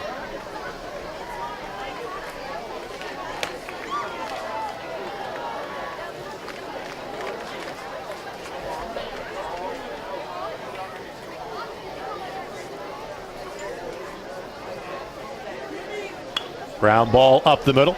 Shortstop. Fields. Fires. Safe. Could not get the tag on him before he hit the first base bag. Could the first baseman in Vizcaíno. I'll tell you what, look at the shortstop here on this play in Yasir Hernandez. He comes way across the field, opposite side of the bag to try to make this play. He gets it out and just narrowly misses right here. Nice hustle by Bauer.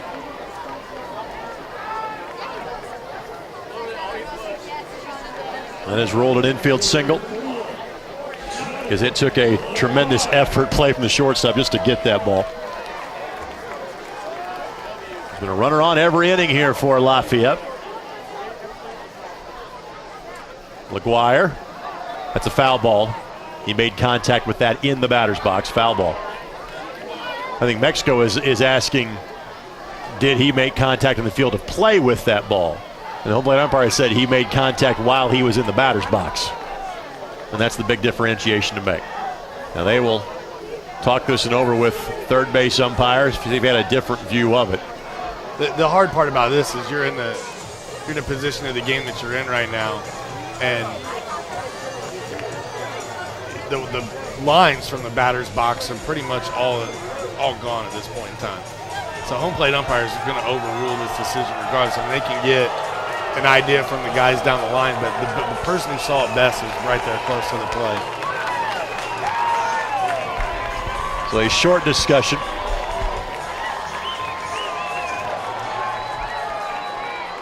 We'll reset and do it again. I'll tell you, if he does get that down fair right there, it's an infield bunt for a single. They advance both of them. Third baseman now playing inside of the bag. Wire showing no bunt that time. That's in for a strike, 0-2. Man, Pena has a couple different looks to that breaking pitch. You know, sometimes it goes from 12 to 6, and sometimes it goes from about 1 to 7. And that was a nice 1 to 7 cut there across the strike zone.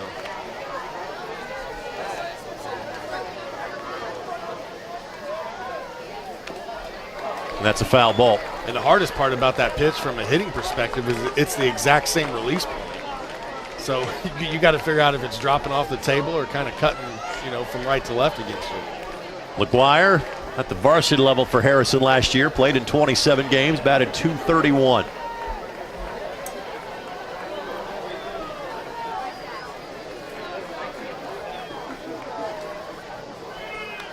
Fouls that one straight back, 0-2.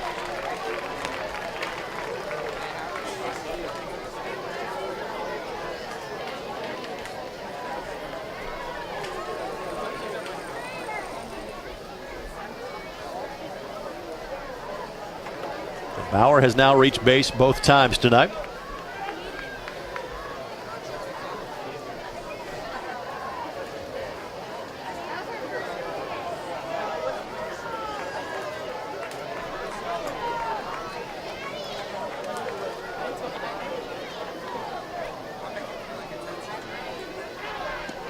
This one low and inside, 1-2. Let's try to sneak in one more look at that play to see where he made contact with that ball. From that angle, it's tough to tell. But again, the immediate ruling by the home plate umpire was he was still in the batter's box. That's the foul ball.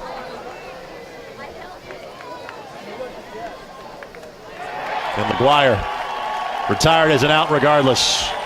Strikeout number 5 for Pena. 2 away. That's twice he's got McGuire out of his 5 strikeouts, 2 of them for him. And he just does a really nice job of mixing his pitches up.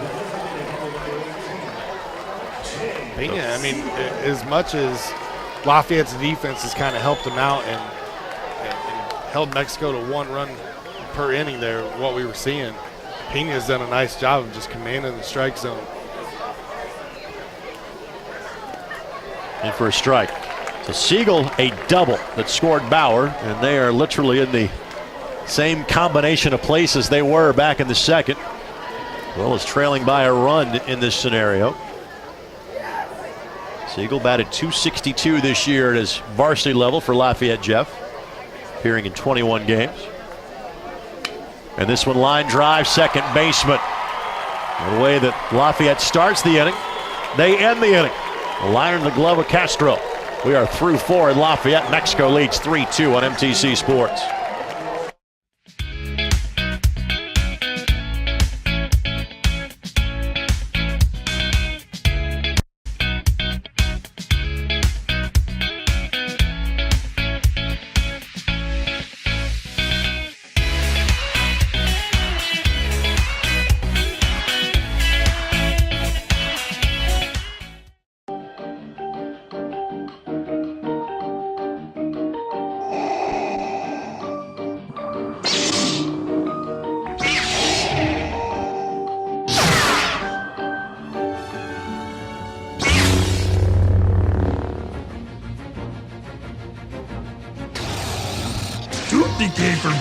Removed it was his wallet. Smile it did.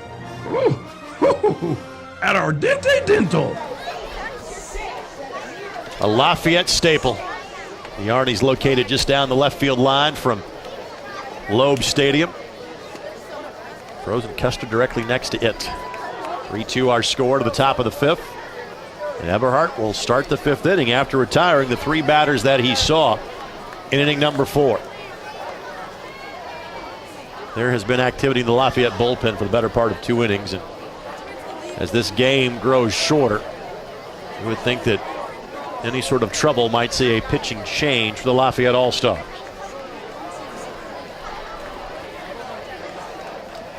Four, 5, and 6. Aragon, Vizcaíno, and Leon do up this time through for Tijuana, Mexico.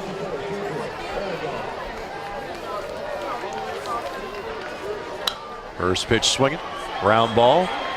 Third baseman can't get it. Shortstop does. First baseman kept it. No, could not keep his foot on the bag. What a stretch over there at first base. I thought for sure the play had been made. Must have pulled him off just enough here. What a throw. Tyson couldn't get to it. Powers gets this one deep in the hole.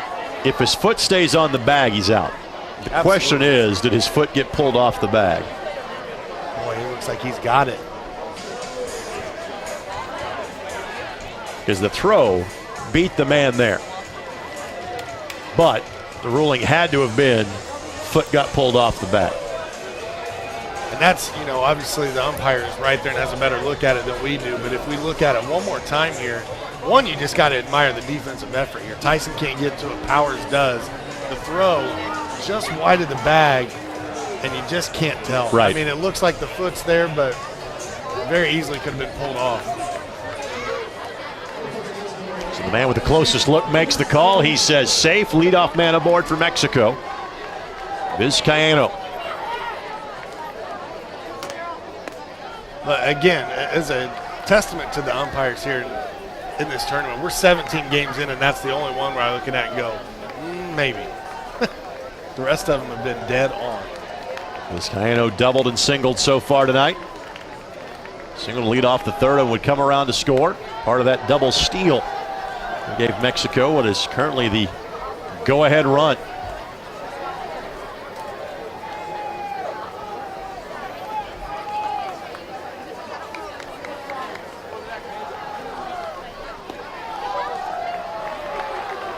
Three and 0.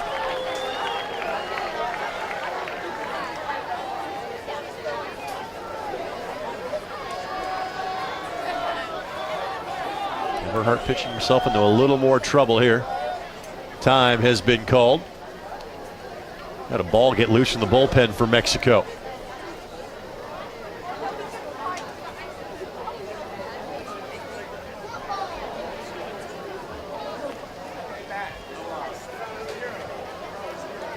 You would think Vizcaíno would have the take sign here.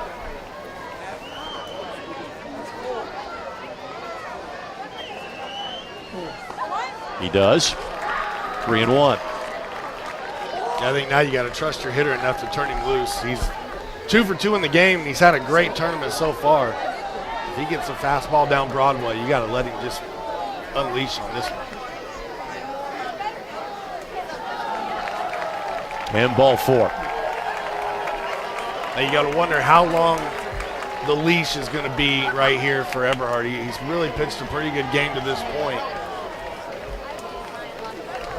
So Leon, the DH, and the other thing you also wonder, you see that raising of the cap, meaning, hey, pitcher's ready when needed. That is Pendleton down the line. But given the fact you're in the top of the 5th here, are you playing for the big inning if you're Mexico, or does Leon put a bunt down to get a couple of guys in a scoring position?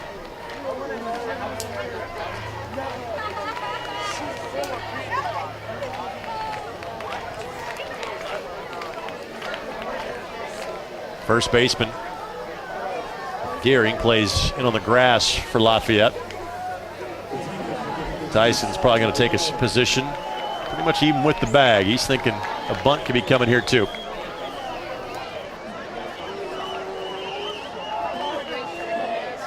Leon certainly tipping his hand that direction. Puts the bunt down. Berenda has one play. Second baseman was late in getting there in Bauer, but he got there in time. Out recorded. But a textbook sacrifice bunt for Leon, and runners at second and third for Mexico. Yeah, nicely done. Well placed here. And second baseman in Bauer a little late. He starts right away, but he was playing up the middle just in case you get a double play ball or he pulls back here. Able to get there in time. That's what mattered most. It looks like Josh Loggins has said, all right, that was lefty versus lefty. I want to leave Eberhard in for one more batter. And now with the righty coming to the plate, they will make a pitching change, and that will be Kyle Pendleton will be coming on in relief for a third different time in the tournament for Lafayette. We'll tell you about him when we come back.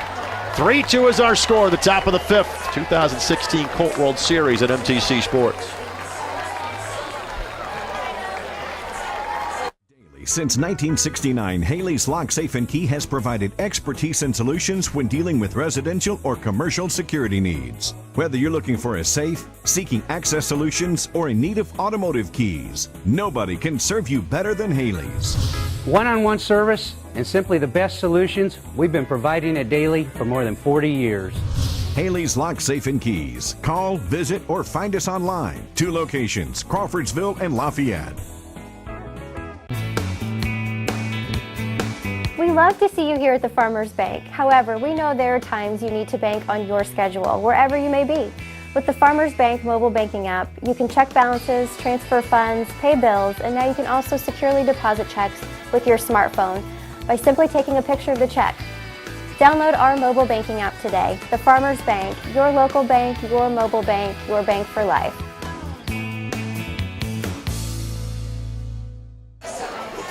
There you see Pendleton on the mound now for Lafayette. He threw 1 inning last night, 4 hits, 1 run allowed. He threw 2 innings of scoreless relief on Friday night, did Pendleton, striking out 1 during that time.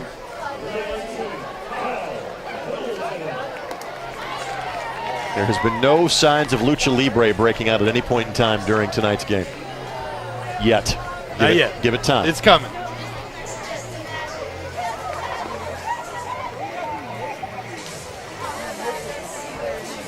Do you guys on MTC offer the El Rey network yet? No. If you do, Lucha Underground's a quality show.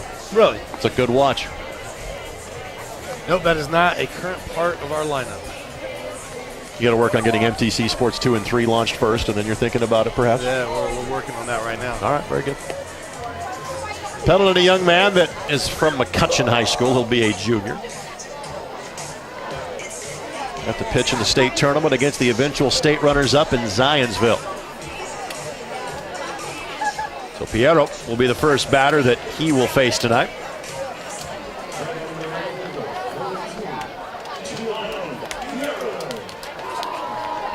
Piero is hit by a pitch and singled in 2 previous plate appearances. He's been thrown out of the base paths both times. That ridiculously good throw from LaGuire to get him at third base back in the second. Was caught stealing by Miranda back in the third. Middle infielders play even with the base paths. First and third baseman playing inside of the bags here with just one out. And runners at second and third. This one popped up, left field. Left fielder backing up, should be deep enough to score the run. Huffins tries to make the throw. It'll be up the line, not in time. Runner will advance to third behind the play. 4-2 for Mexico. I like it though. Huffins comes over and calls off the left fielder, and you got to think there that you just realize, hey, Huffins got a little bit better of an arm. Let's try to make this interesting. Well, you've got a lefty in left field that would be like on his back heel if he's trying to make that throw. Huffins at least kind of going forward, getting his body weight going forward, but thinking to throw way up the line, had no chance to make the play. Credit Mexico, though. This is textbook baseball right here. Sack bunt to move him over, sack fly to get him in. And that's perfect. In a tight game like this, every single run is going to count.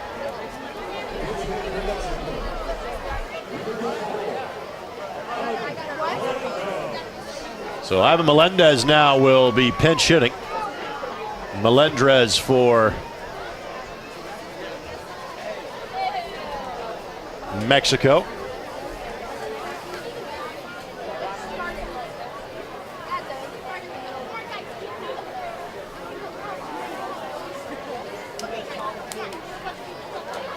Not sure what the reason for the pause is from our umpires, but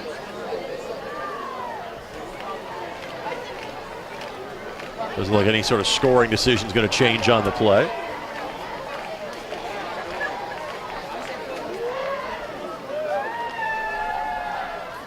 I throw back to third to see if he was able to appeal the play as if the runner left early. He did not. Again, why not though? Why not throw over? Maybe he did. Maybe he can catch a break there.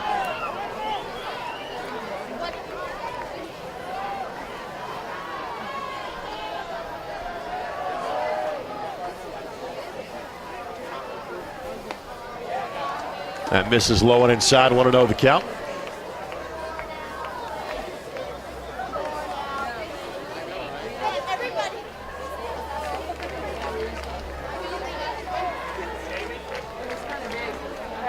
He is hitting in the spot that Avila has had in the lineup.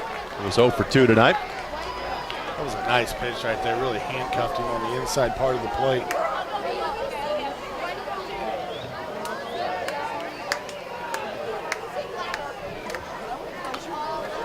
Foul ball, 1-2.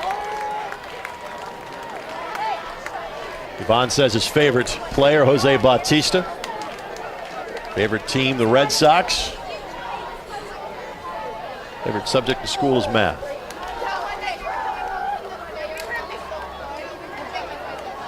If that's the case, and he knows a base hit right here adds another run to the board.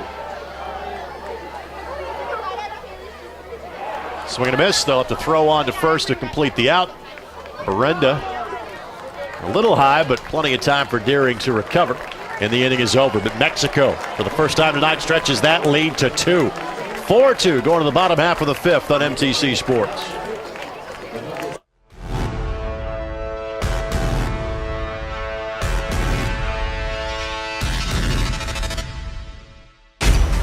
All the highlights. All the breakdowns. All the game. All the analysis. All the live look-in. MLB Tonight. Bringing you closer to the game. All the time. All the time. All the time. All the time. MLB Tonight, every night. Only on MLB Network.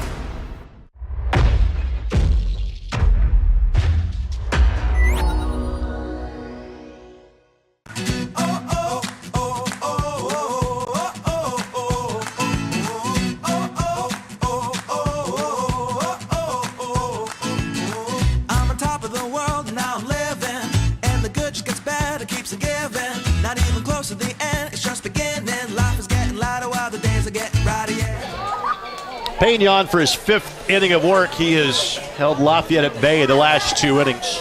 Top of the lineup rolling through for the Lafayette All-Stars. Trailing by 2, and if this result holds, that means that Tijuana, Mexico is in the championship game tomorrow night. They will get the winner of tomorrow afternoon's game between Aruba and Hoosier North. And we will try to announce those times for you during our broadcast if possible, as those afternoon game times will be determined, obviously, by way of how many we have to play tomorrow afternoon before the championship game. And a benefit for Pena pitching well and getting deep into this game like this is saving your bullpen, your roster for tomorrow. I mean, we've seen Christian Duarte come in and pitch a great game for Mexico early in the tournament. He's ready to go. Jorge Rodriguez is coming in relief. He would be ready to go. Down through the list, you just looked at, again, at a few of them. Gabriel Aragon threw well the other day. He would be ready to go. Powers skies that one towards the batting cage on the right field line. Powers 0 for 2 tonight. Ground ball to shortstop and a pop up to the first baseman in foul territory.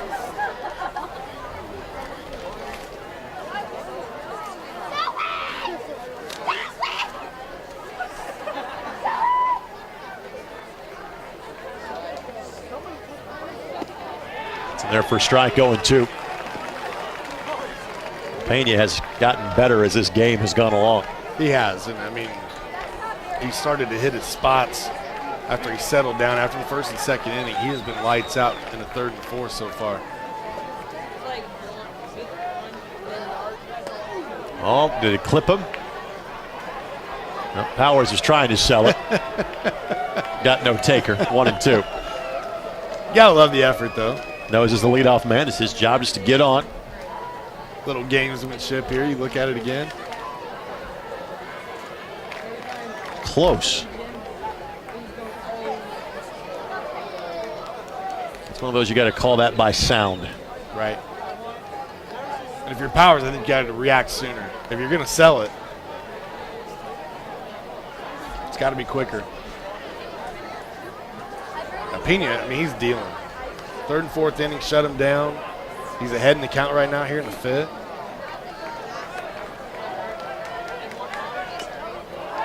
Foul ball. No doubt about the contact there. Powers was asked who his favorite player was in a sport other than baseball. Jason Williams, former NBA point guard.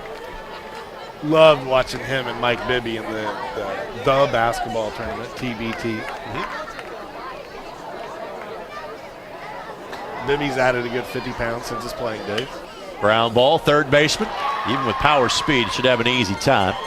Tag is applied to Powers as he goes flying by, and just kind of with the quick, hey, sorry about that. Powers got airborne going down the line, 1 down.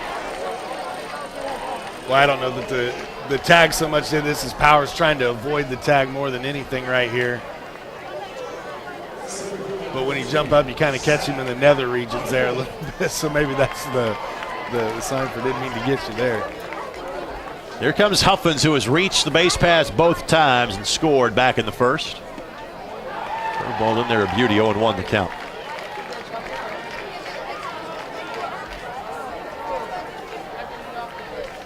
Huffins attends West Lafayette High School, which when your dad is a coach at Purdue, that makes perfect sense. High hopper, third baseman again. Fires quickly, and when you get Huffins by a couple, 3 strides, you know you got an arm. 2 down. Absolutely, and I'll tell you, that's a good thing to get him off the base pass because it's a 2-run game right now. We've talked about it all game long. He can very quickly put himself in a scoring position without a ball even needing to be put in play. Levesque 0 for 2 tonight. Ground ball to second base and a strikeout his last time up.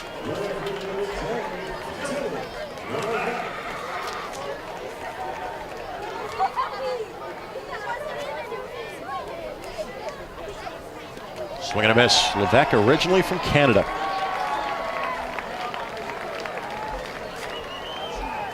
This is his second year playing for the Lafayette All-Stars.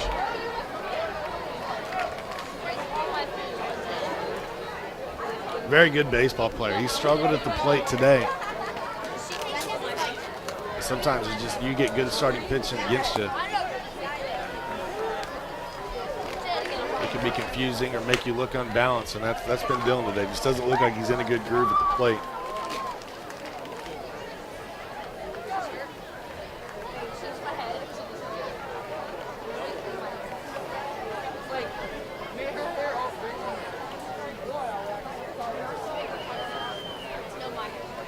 Two and one. And Levesque batted .338 this past season at Harrison as a sophomore. There have been 10 runs, 26 games.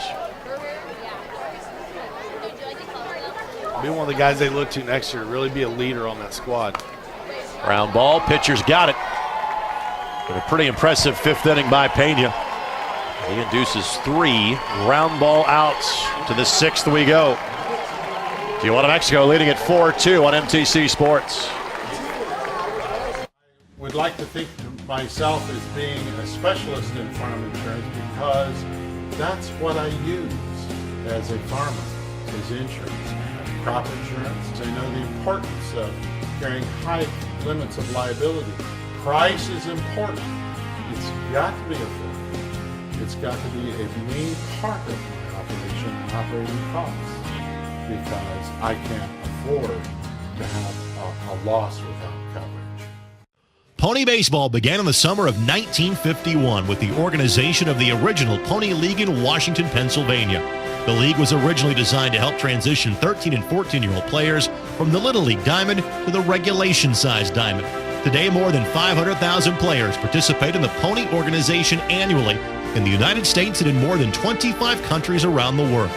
For more information on Pony baseball, go to pony.org. Don't miss Pony baseball for the world. Pure baseball, pure Pony. And the great contingent of fans from Mexico cheering their team on. 4-2. They lead to the top of the 6th. Let's thank these great sponsors that make our telecast possible at MTC Sports. Our friends at Arnie's. Over 50 years in Lafayette for Arnie's. WinTech. Getting my internet in the press box free courtesy of WinTech. Krabby Mike's Barbecue. One of our great concessionaires here at Loeb Stadium. So Pendleton on now for his first full inning of work, and at this point, he's got to be thinking we can't allow any more runs on the board in this one. Not at all. You got to shut him down here and try to hold him best you can to limit any damage and give yourself the best opportunity to make a comeback here. 9-1-2. Gaxiola, catcher. Singleton scored back in the 2nd, strikeout in the 3rd, trying to bunt his way on. Strike 1.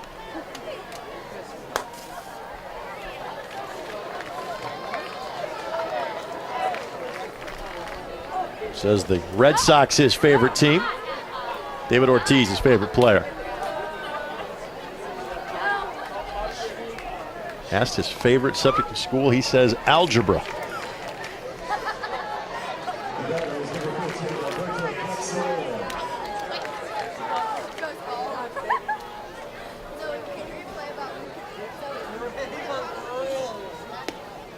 Two and one. This marks the 3rd trip through the lineup for Mexico.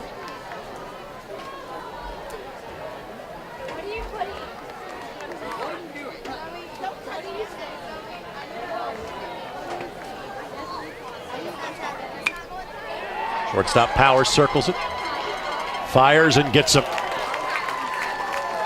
Infield play has been very solid tonight. It really has. Defensively, both of these teams have done a nice job, and you watch Powers again. He's got to go to his right to field this ball. But he makes an absolute dart across the diamond there to get Gaxiola. Castro, 0 for 2 of the walk this evening. Castro, the second baseman.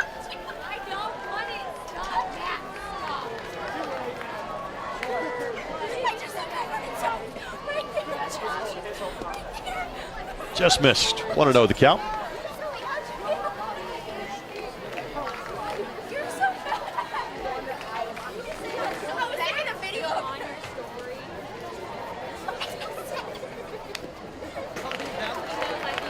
Clipped Berenda on the way through. 1-1 the count. Hoosier North has made it to the final day of the tournament. Lafayette trying to join their various high school teammates. What a feat that would be. I mean, just locally, you got a great crowd tonight. Imagine what that's going to look like tomorrow, especially if these two local teams could advance and somehow end up facing each other in the championship. It's a tall order for sure because it means you have to beat Aruba and Mexico twice. 1 and 2. Lafayette right now already on the underside of the scoreboard. Hoosier North last won the title in 2000. Lafayette All-Stars 1977.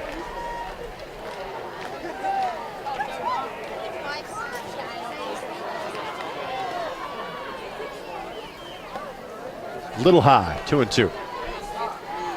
See Brendan telling him there, settle down, bring it down a little bit.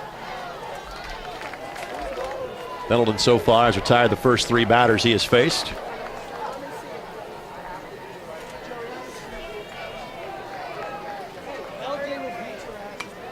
And this one sprayed foul.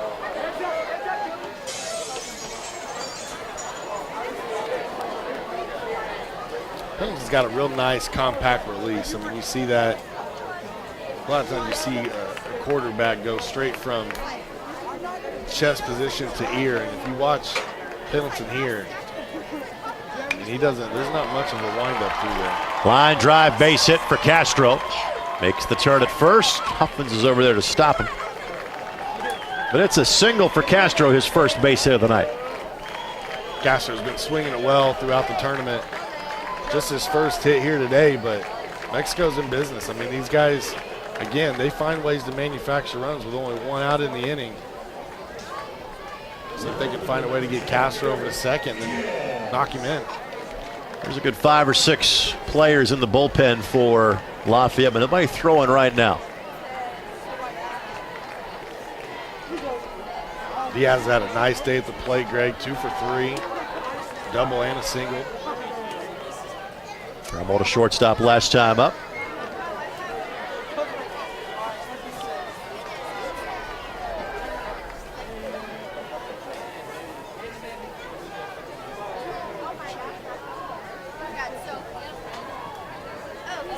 Swing and a miss as Diaz went chasing.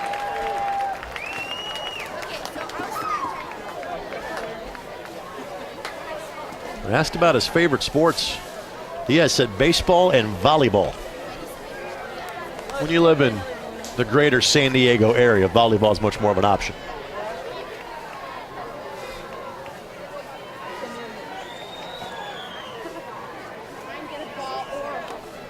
Runner goes, foul ball. Foul ball. 0-2.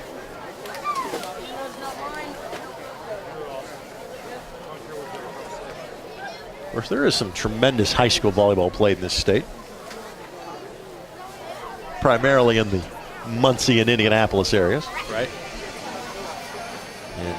Nice thing about the San Diego side of things, though, is you can get outdoors and play some beach volleyball year round if you want to. You could play it here. It's not a real beach, and you can't really play it in the winter. It's awful cold. Hopefully Diaz is all right. After that, he kind of reached back towards his Achilles. Yeah, came up kind of gimpy.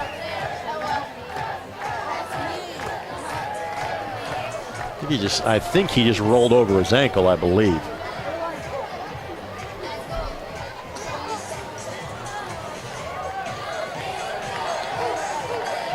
Let her look here and catch your step. As the runner was going, looked like he got him twice, got him with each cleat. That's enough to just kind of give you a little stinger there. That'll be pretty sore tomorrow.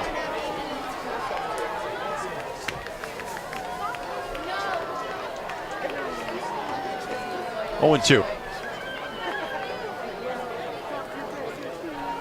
Oh, they had him too, leaning. Shortstop will track him down. 1, 3, 6, 2 down. I'll tell you, that was such a good move from Pendleton that time. Castro, I don't even think he saw it until it was too late. Look at the move there, and then he takes off for second knowing he's a sitting duck. Powers with great speed just kind of tracks him down, applies the tag. So the base is suddenly empty.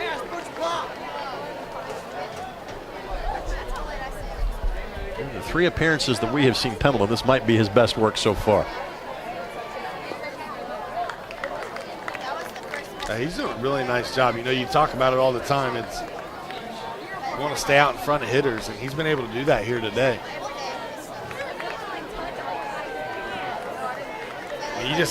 You're able to dictate. When you're up in the count, you really put the hitter at a disadvantage because now they got to guess where you're going and what you're going to throw. Powers over to first. Mexico done for business in the top of the 6th.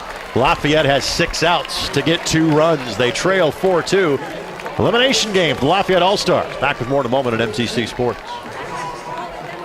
Since 1980, Phoenix Lawn and Garden has been family owned and operated. For over 30 years, the Thomases have provided reliable, quality brand name products and services to their customers. Let's face it, you don't make it this far in this industry with anything less. Generation after generation. From the initial sale through the life of the purchase, Phoenix is there every step of the way. Thomas's Phoenix Lawn and Garden, where we make tall grass short.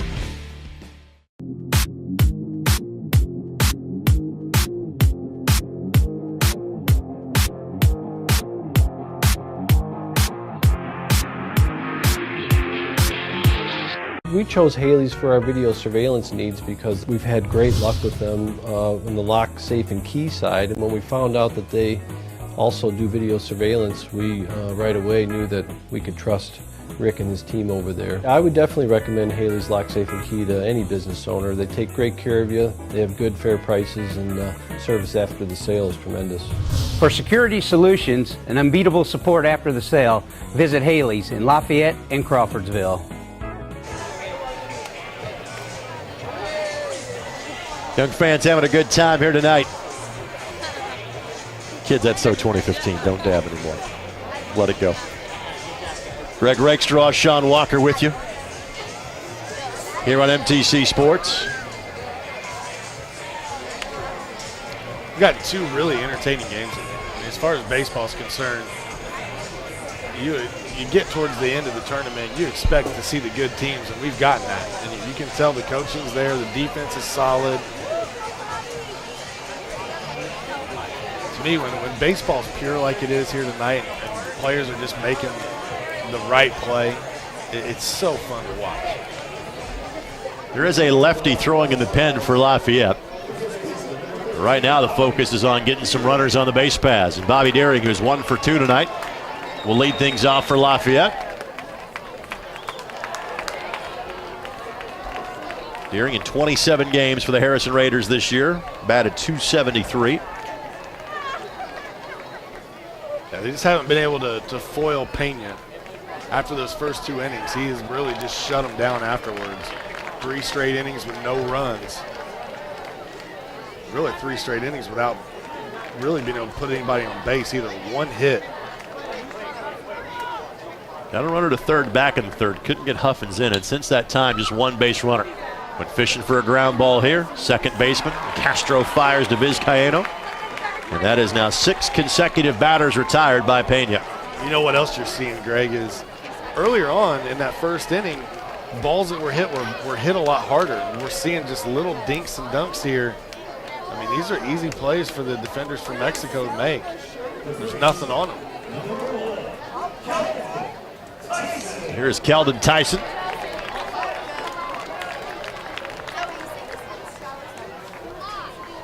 Tyson today 0 for 2. Pair of ground balls to shortstop so far tonight. Turns on this one, but sends it foul. There was briefly some activity in the bullpen for Mexico, but there has been no need for it the last 3+ innings. I don't know. I mean, this is Pena's game right now at this point in time. If he keeps dealing like he is, there's no reason to take him out and mess with the magic that he's got going on the mound out there. As I say that, it looks like there is starting to be some movement down there in case it's needed.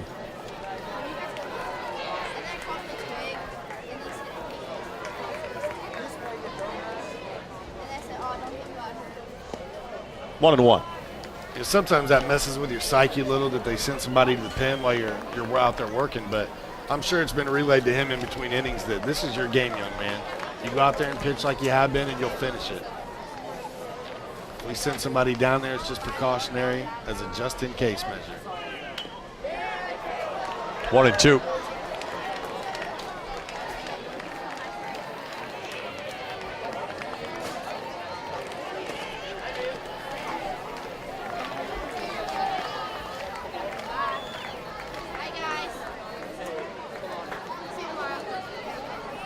Jorge Rodriguez. Lefty throwing. We've seen him a few times in relief efforts over the course of the tournament where he's come in the last inning. 2-2.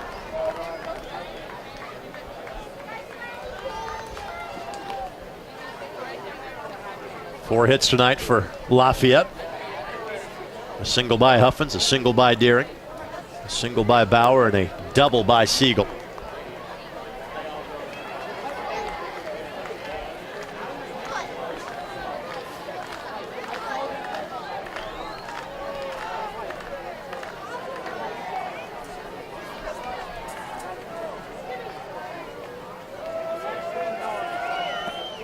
Full count now. Lafayette's just looking for base runners at this point. Absolutely, and I think that you got to start being a little choosy at the plate. Obviously, working this one to a full count, but you want to go up there swinging right away unless it's, the pitcher really makes a mistake and misses his mark. I'd make him work. He's thrown quite a few pitches in this game. You got to try to rough him up and get him out of here because he's had your number all night long.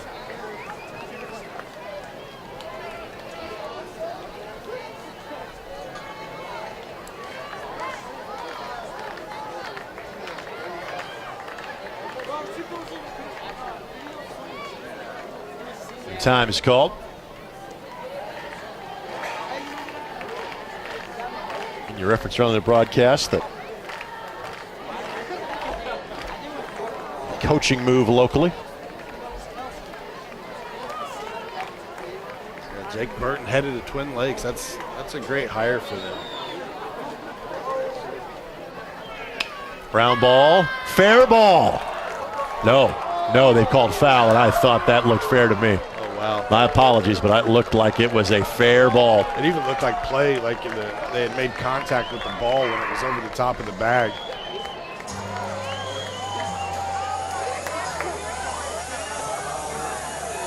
There's another look at it right here. It hops once in fair territory, but it's where it's at when it crosses the bag, and man, that looks like it comes down right on top of the line. Tell you what, it looked closer to a foul ball to me on the replay than it did in real time. I thought in real time that ball landed in fair territory past the bag. Much closer play on second glance, and let's take it one more time here. I think they got it right. I think that's a foul ball. 3-2.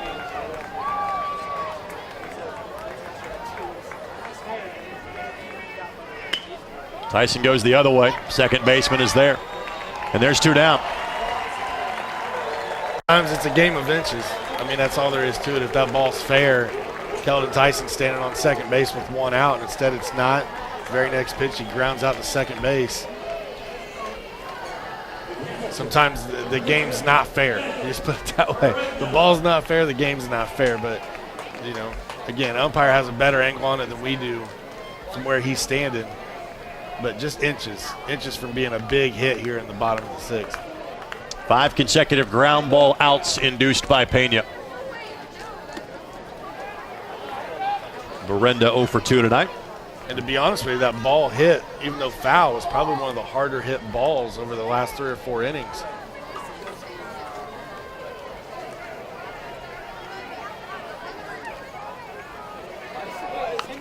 Off the end of the bat, 1-1 the count.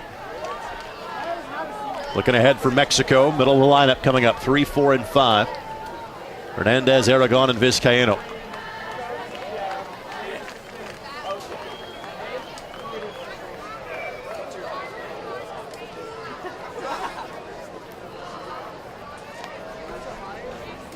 Seven consecutive batters retired now for Pena.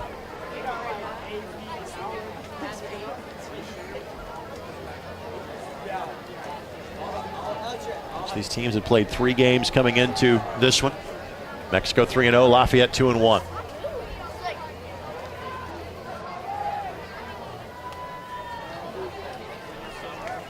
Time is granted.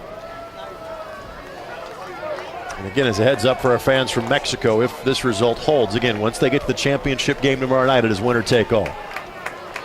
So having no losses compared to playing a team that has one loss Doesn't matter. does not matter once you get to that final game. 2-1.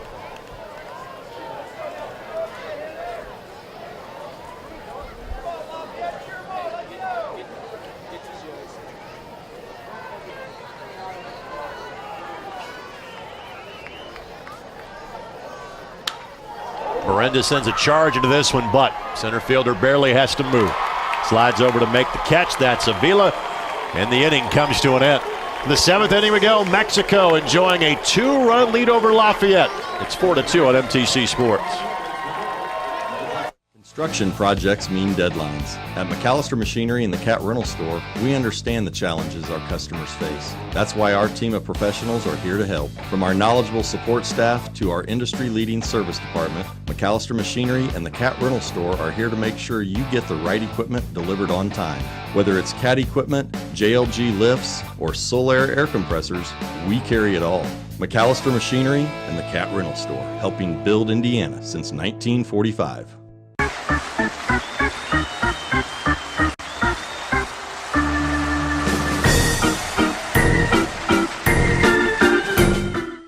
Wouldn't it be sweet to happily live a life that's filled with glee and sing about how joyful it can be? I'd like to hear that. Live life to its fullest every day with the highest level of primary care from Indiana University Health. When you have your health, you have everything. Indiana University Health. Schedule same-day primary care appointments at 1-888-IU-HELP. New pitcher on the mound for the Lafayette All-Stars. He threw 2 innings last night. It is Jack Hudson. Young men from Mexico and coaches, administrators alike enjoying their not only team's effort tonight, but the fantastic crowd support that they get here in this tournament in Lafayette.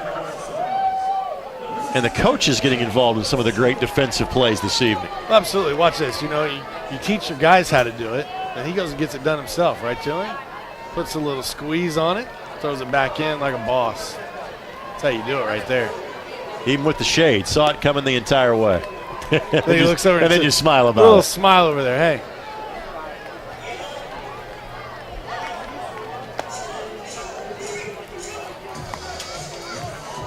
So Hudson last night threw 2 innings, a walk, or 2 walks, 2 hits, 2 runs, and a strikeout. He is charged with trying to keep this to a 2-run game. Looking ahead for Lafayette, 7, 8, and 9 coming up next inning.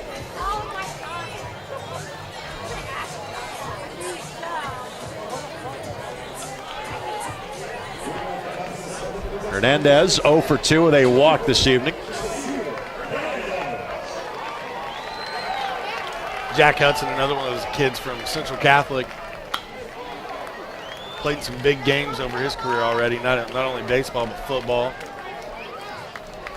By the way, Pendleton went an inning in 2/3, 1 hit, 1 strikeout. He was outstanding this evening. Popped up. First baseman drifting over. Could be close. Runs out of real estate. 0-2. Good hustle by all 3 players there trying to get to this one in foul territory, but it just carries too far into the dugout for any of them to be able to make the play.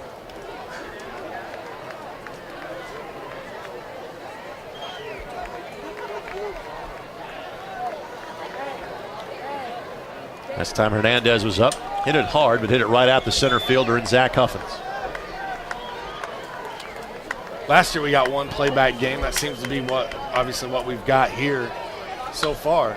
Line drive, left field, foul. But in my opinion, this year, the playing field is so level. It's anybody's ball game tomorrow as of right now. I mean, in years past, it's been easy to see, like Los Gatos, California, or Puerto Rico were just kind of heads above the competition. It's pretty even this year.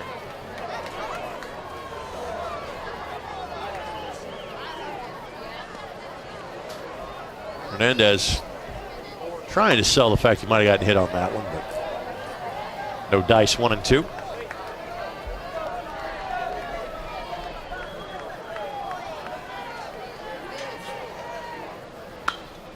And again, this one also foul. Well, the bullpen has gone silent now for Lafayette, hoping that Hudson can get him through this inning.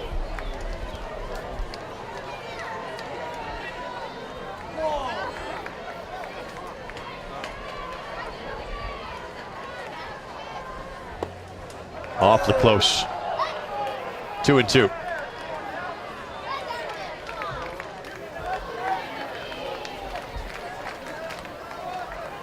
Outfield playing straight away for the number 3 hitter.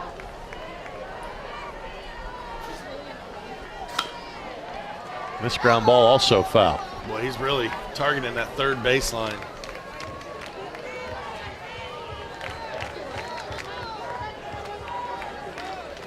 A great crowd back there again. An awesome turnout and support here for these two teams. Had a good crowd the game before as well.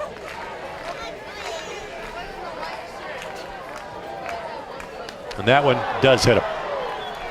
The leadoff man gets aboard. Well, those ones that high, you're ahead in the count early. You come back, you end up hitting him and putting him on base. You were still boding well at 2-2. You run this one in. You about got him a few pitches ago. Aragon has singled twice tonight. Scored in the 5th. He's hit it hard every time because his out was a line drive out with the bases loaded to Tyson on the third base line. Hits it hard again. Left fielder there. Makes the catch. Sprinting back to first is Hernandez, and there's one down. You mentioned, though, he's really swinging the bat well tonight. Jumps all over this first pitch offering from Hudson. He hits it hard, but he hits it right at the left fielder. Nice play. Look at it again. Just explodes the bat through the zone and almost made it interesting there. Left fielder Levesque able to make the grab. So here's Vizcaino. He's reached base all 3 plate appearances. Doubled, walked and scored, and drew a bases on balls last time up.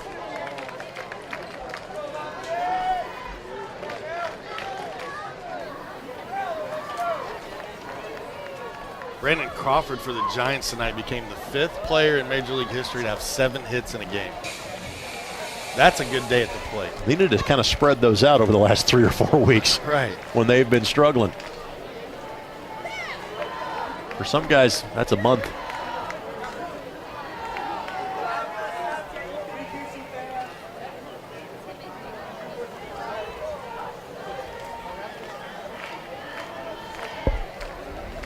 Vizcaino, the first baseman. Slices this one down the right field line. Foul, 0-2.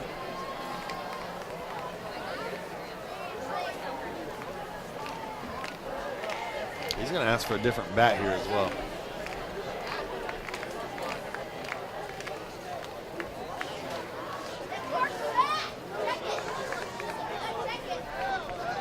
You might see that a lot in the bigs when they, crack a bat or something, but these bats are supposed to be unbreakable in that regard.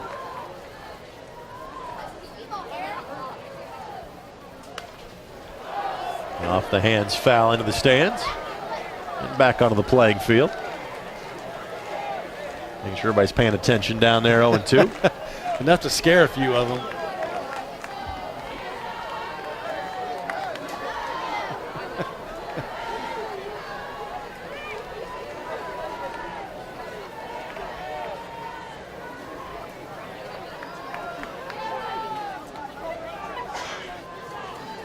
Oh, 0-2 the count.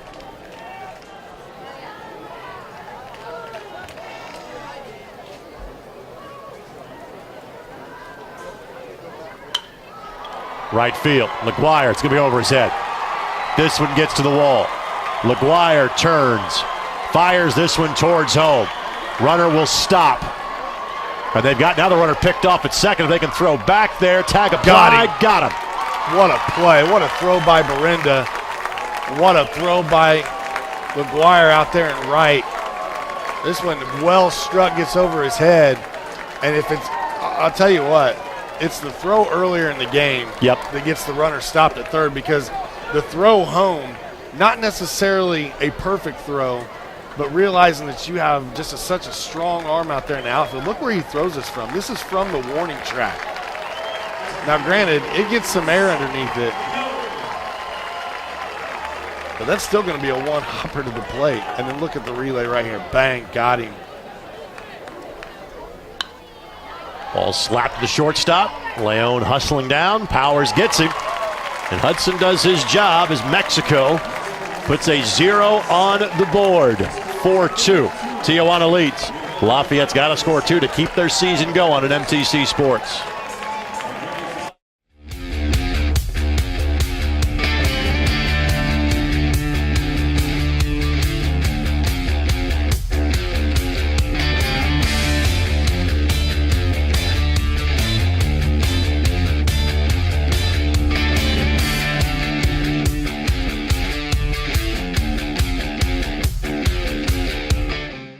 Hi, my name is Mike Whittiving, President of Tecton Construction Management. We build quality commercial buildings using our trademarked integrated project delivery system called filtering. Essentially what filtering does is it reduces waste during the design, bidding, and construction phase of the project, which saves money. We scrutinize construction details and our hired contractors, which improves quality, and we manage risk in a way to reduce exposure to our owners during the project. Let us be your first call to help you quantify your vision within your budget. I hope to talk to you soon. And as he does, Jalen Attaway comes flying in with the monster dunk. Get up, young fella. Out close to the first down. And it's caught. And he's going to take it down. Come on, I'm going to be here for 2.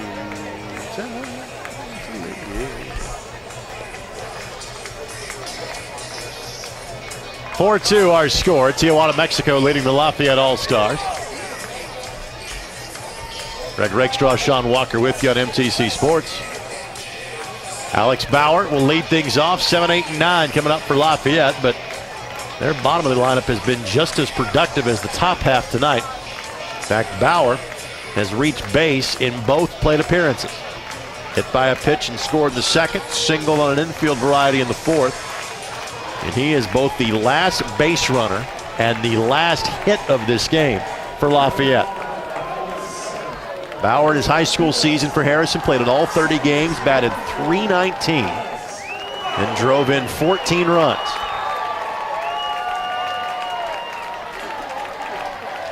Pena looking for the complete game that sends Tijuana, Mexico to tomorrow night's championship.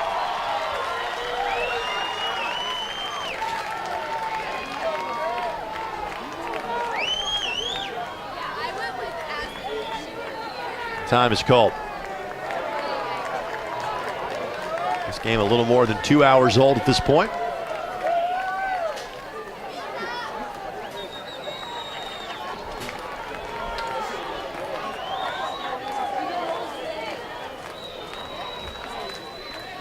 First pitch swinging into right field, a base hit.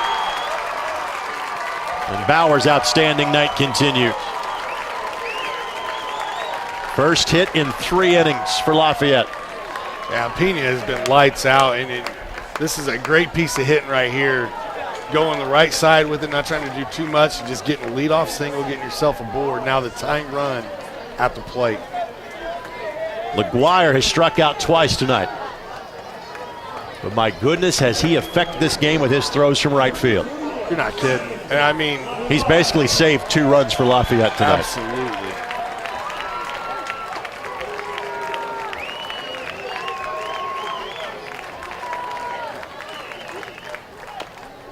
Ground ball, foul ball. Oh, Vizcaíno was coming up a little bit gimpy after that tag play at second base, but he's back in the game. It appears to be all right at first. I'd say I love LaGuire's game. I really do. It's just the one thing he's got to improve on that he works on every day is his approach at the plate. And if he becomes a better hitter, look out, this kid will be a stud. Because he's already pretty darn good. Ground ball, shortstop makes the play over to second. They do get the lead runner. LaGuire hustling down the line at first, no chance for a double. But lead runner retired 6-4, one down. Yeah, nice play there defensively by Mexico to get the first out of the inning and get that lead runner, as you mentioned, Greg. So now Siegel, who has the only extra base hit of the game for Lafayette. And he lined out to the second baseman last time up, so he has hit the ball hard twice.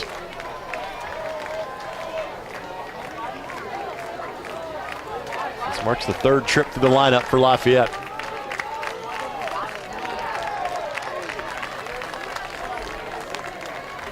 There was a lefty warming in the bullpen earlier. That has since stopped for Mexico.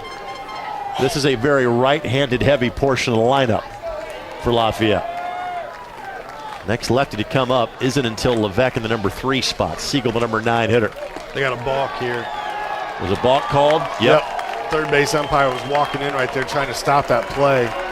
So the balk will put McGuire down there at second and put him in the scoring position. So the balk is called. So the runner at second. Count reverts back to 1-0 because that officially is no pitch. But again, the runner at second right now, to be honest with you, for Mexico is rather inconsequential. The concern needs to be Siegel and those behind him.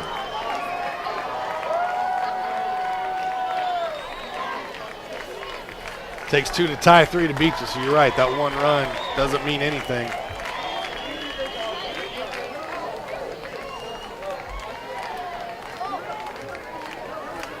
Here's a look at that ball from a moment ago. Didn't see what he did there. Hard to tell. Curveball in, strike called.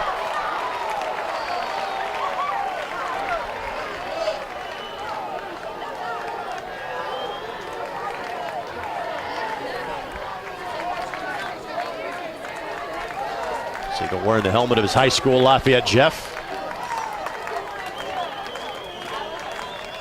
And again, time is called. And they're going to put the runner to third on another balk. He's saying that he's putting his hand in the glove and pulling it away once he's come set. And so Coach Hernandez is going to get an explanation here. But I can tell from the umpire's motion, he's pulling his hand away from his other hand.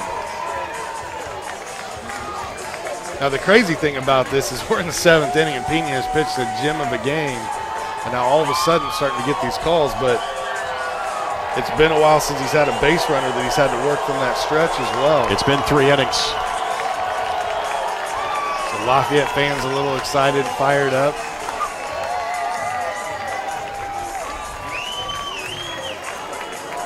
Another angle, and again, this is from behind home plate, unfortunately for us. And they've already called it to that point in time.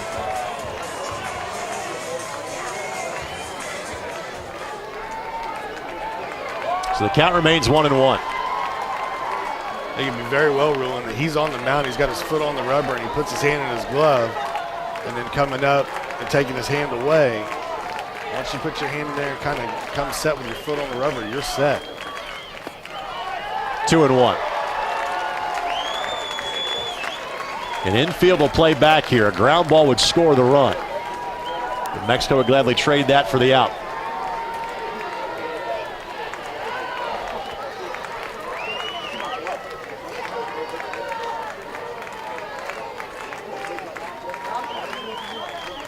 Ground ball. LaGuire dives back to the bag, gets back in time, throw to first, they get him. What a play. Boy, third baseman is just talented over there from Mexico. That is a great play. One, he almost gets it done over there. It's Aragon at third base. He almost gets LaGuire. Let's watch this again. It is hard hit. Great job fielding it. Just gets the hand in time, and then the throw over and a nice pick by Vizcaíno at first. And the fact that he is able to make that play after attempting to tag LaGuire is what really makes that special. Absolutely. And Siegel hits it on the screws for a third consecutive at bat, but he's 1 for 3 with a double and an RBI to show for it.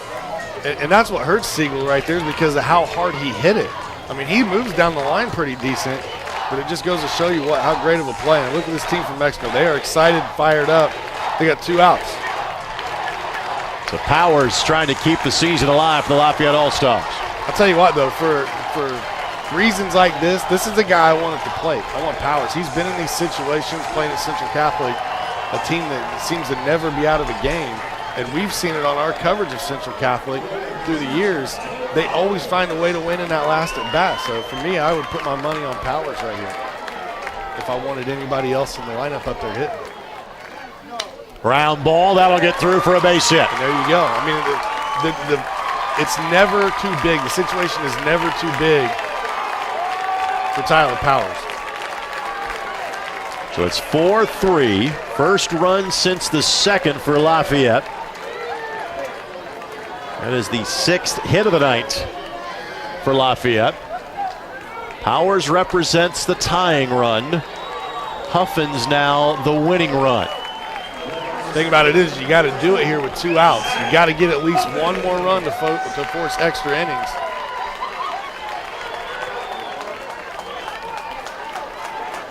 Huffins tonight singled and scored back in the first. Reached in 2 of 3 plate appearances. Strike Good call. Pitch. Boy, I'll tell you, Pena has been something else tonight. You're talking about the moment not being too big. It's not too big for him either. He's been out there on his age group's biggest stage, the Colt World Series, just dealing tonight. Time is called. 6 innings, 5 strikeouts, no walks, did hit a batter. 6 hits, 3 runs, all earned. Pitching to contact, getting ground ball outs. Those 4 innings with zeros, that's exactly what he was doing. Foul ball. 0-2. Lafayette down to a final strike.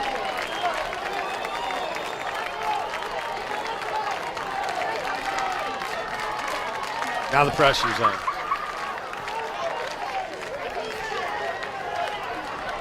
For Pena right here, you really kind of hold all the cards. You're way ahead in the count.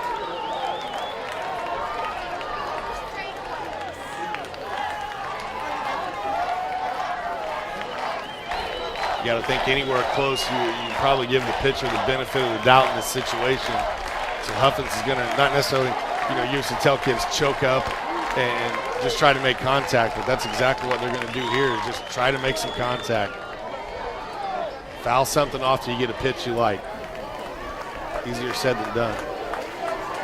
They want to hold the runner on at first just to try to prevent Powers from getting a lead or even a free base to put him in scoring position. He's got to watch rocking over like that if he gets himself going with his momentum. And the first baseman was originally playing behind him, and that's when the catcher popped up and said, nope, get over there and get him. Right. Yeah, that represents the tying run. You do not want him getting to second base.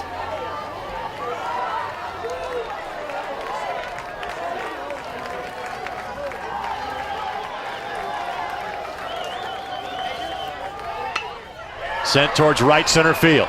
Center fielder should be there.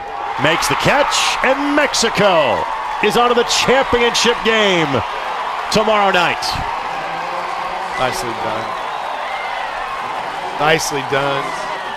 I'll tell you, again, what a game, what an outing for Francisco Pena. That is one heck of a pitching effort. Tijuana, Mexico in tomorrow night's championship game. They await the winner of Aruba and Hoosier North. We'll take this time out and come back and wrap it up next as you're watching the 2016 Colt World Series at MTC Sports. Jennifer's Mike, Trooper Money Slang. Aw, scram. I'm Chris Mike, Jubby Robon, Shall to lead up in Kiss Bet. Peace Charity, get town down. Cute face, dummy way. Bro, na brood. What? With the top 100 shows preloaded, Xfinity is perfect for people who want to join the conversation. Catch up on the shows everyone is talking about. Get started with the Xfinity X1 Triple Play from Comcast for $99 a month for a whole year. Call 1-800-XFINITY or visit Comcast.com today. Most of the time, commercials require a fancy voiceover to sell their product. But here at Pepe's Mexican Restaurant, we believe in letting these images speak for themselves. But I just can't help myself. Tantalizing. Delicious. I can almost taste it. Pepe's Mexican Restaurant, Sagamore Parkway, Lafayette. Welcome back for the final time this evening. Greg Rakestraw, Sean Walker with you. We'll hear from Sam Rumsa coming up in a matter of moments with some post-game interviews. Absolutely fantastic game tonight, but for the second time in 3 nights, Tijuana, Mexico hands Lafayette a defeat. Lafayette's tournament comes to an end. As we begin the Ivy Tech post-game show, let's go to the field now. Sam Rumsa, take it away. Thanks, Greg. We're down here with the coach from Mexico as well as our player of the game, Francisco Peña. And Coach, what made your team so effective tonight against this Lafayette All-Star team? ¿Qué esperabas? ¿Qué esperaste al inicio del partido? Iba a ser un juego duro porque ya nos habían visto, pero nosotros nunca íbamos a bajar la guardia. Como les dije la otra vez, este equipo está preparado para esto y para más. He said he see the last game for Lafayette and they see us a hard team, a good team, but they are prepared to go forward. Now we turn to our player of the game, Francisco Peña. Complete game, fantastic on the mound. How do you do it tonight? Te vistes fantástico, tremendo en la loma de las Argentinas tirando. ¿Qué esperabas de ti? ¿Cómo te me sentí muy bien, confiaba en mí y en mi equipo y gracias a Dios se ve la victoria. He have faith in his team, he feel very well and he give you thanks to God for putting this place. Your team has more fans than the Lafayette squad. How is it playing in front of these fans tonight? Él dice que siempre que juega México hay mucho más público que Lafayette. ¿Cómo te sentiste con este público? Muy contento de los paisanos que están aquí apoyándonos y muy buen apoyo aquí también, mucho apoyo. Yeah, he said it's fantastic that people here in town, and he said thank you so much for being here and share at this team. All right, congratulations. Good luck tomorrow. Thank you. Guys, back to you. Sam, thank you very much. Great to catch up with the team from Mexico. Tip of the cap to Lafayette. They played a fantastic tournament. Mexico awaits the winner. We now have the schedule for tomorrow's games. Hoosier North and Aruba will play tomorrow at 1:30. 1:30. We'll have that for you on MTC Sports. The Champions game will take place at 6 o'clock. And then our Colt World Series final between Mexico and the winner of Hoosier North and Aruba. That will take place slightly after 7 o'clock. Your final thoughts on this one? Man, this was a great game. This might have been my most fun game to watch for the tournament. Both these teams battled really evenly matched, but Francisco Peña was unbelievable on the mound. After those first 2 innings where he gave up a few runs, just lights out baseball. And congratulations to him in Mexico. Can't wait to see him play tomorrow for the championship. I'll see you for the championship game tomorrow night. Great job by our tremendous MTC Sports crew. Game number 17 of the tournament just completed. It was one of the best ones that we had here in Lafayette this year. Final day of this Colt World Series is tomorrow. We'll have a pair of games for you. For Sean Walker and our MTC Sports crew, this is Greg Rakestraw. Good night from Lafayette, Indiana. Thanks for watching the 2016 Colt World Series on MTC Sports.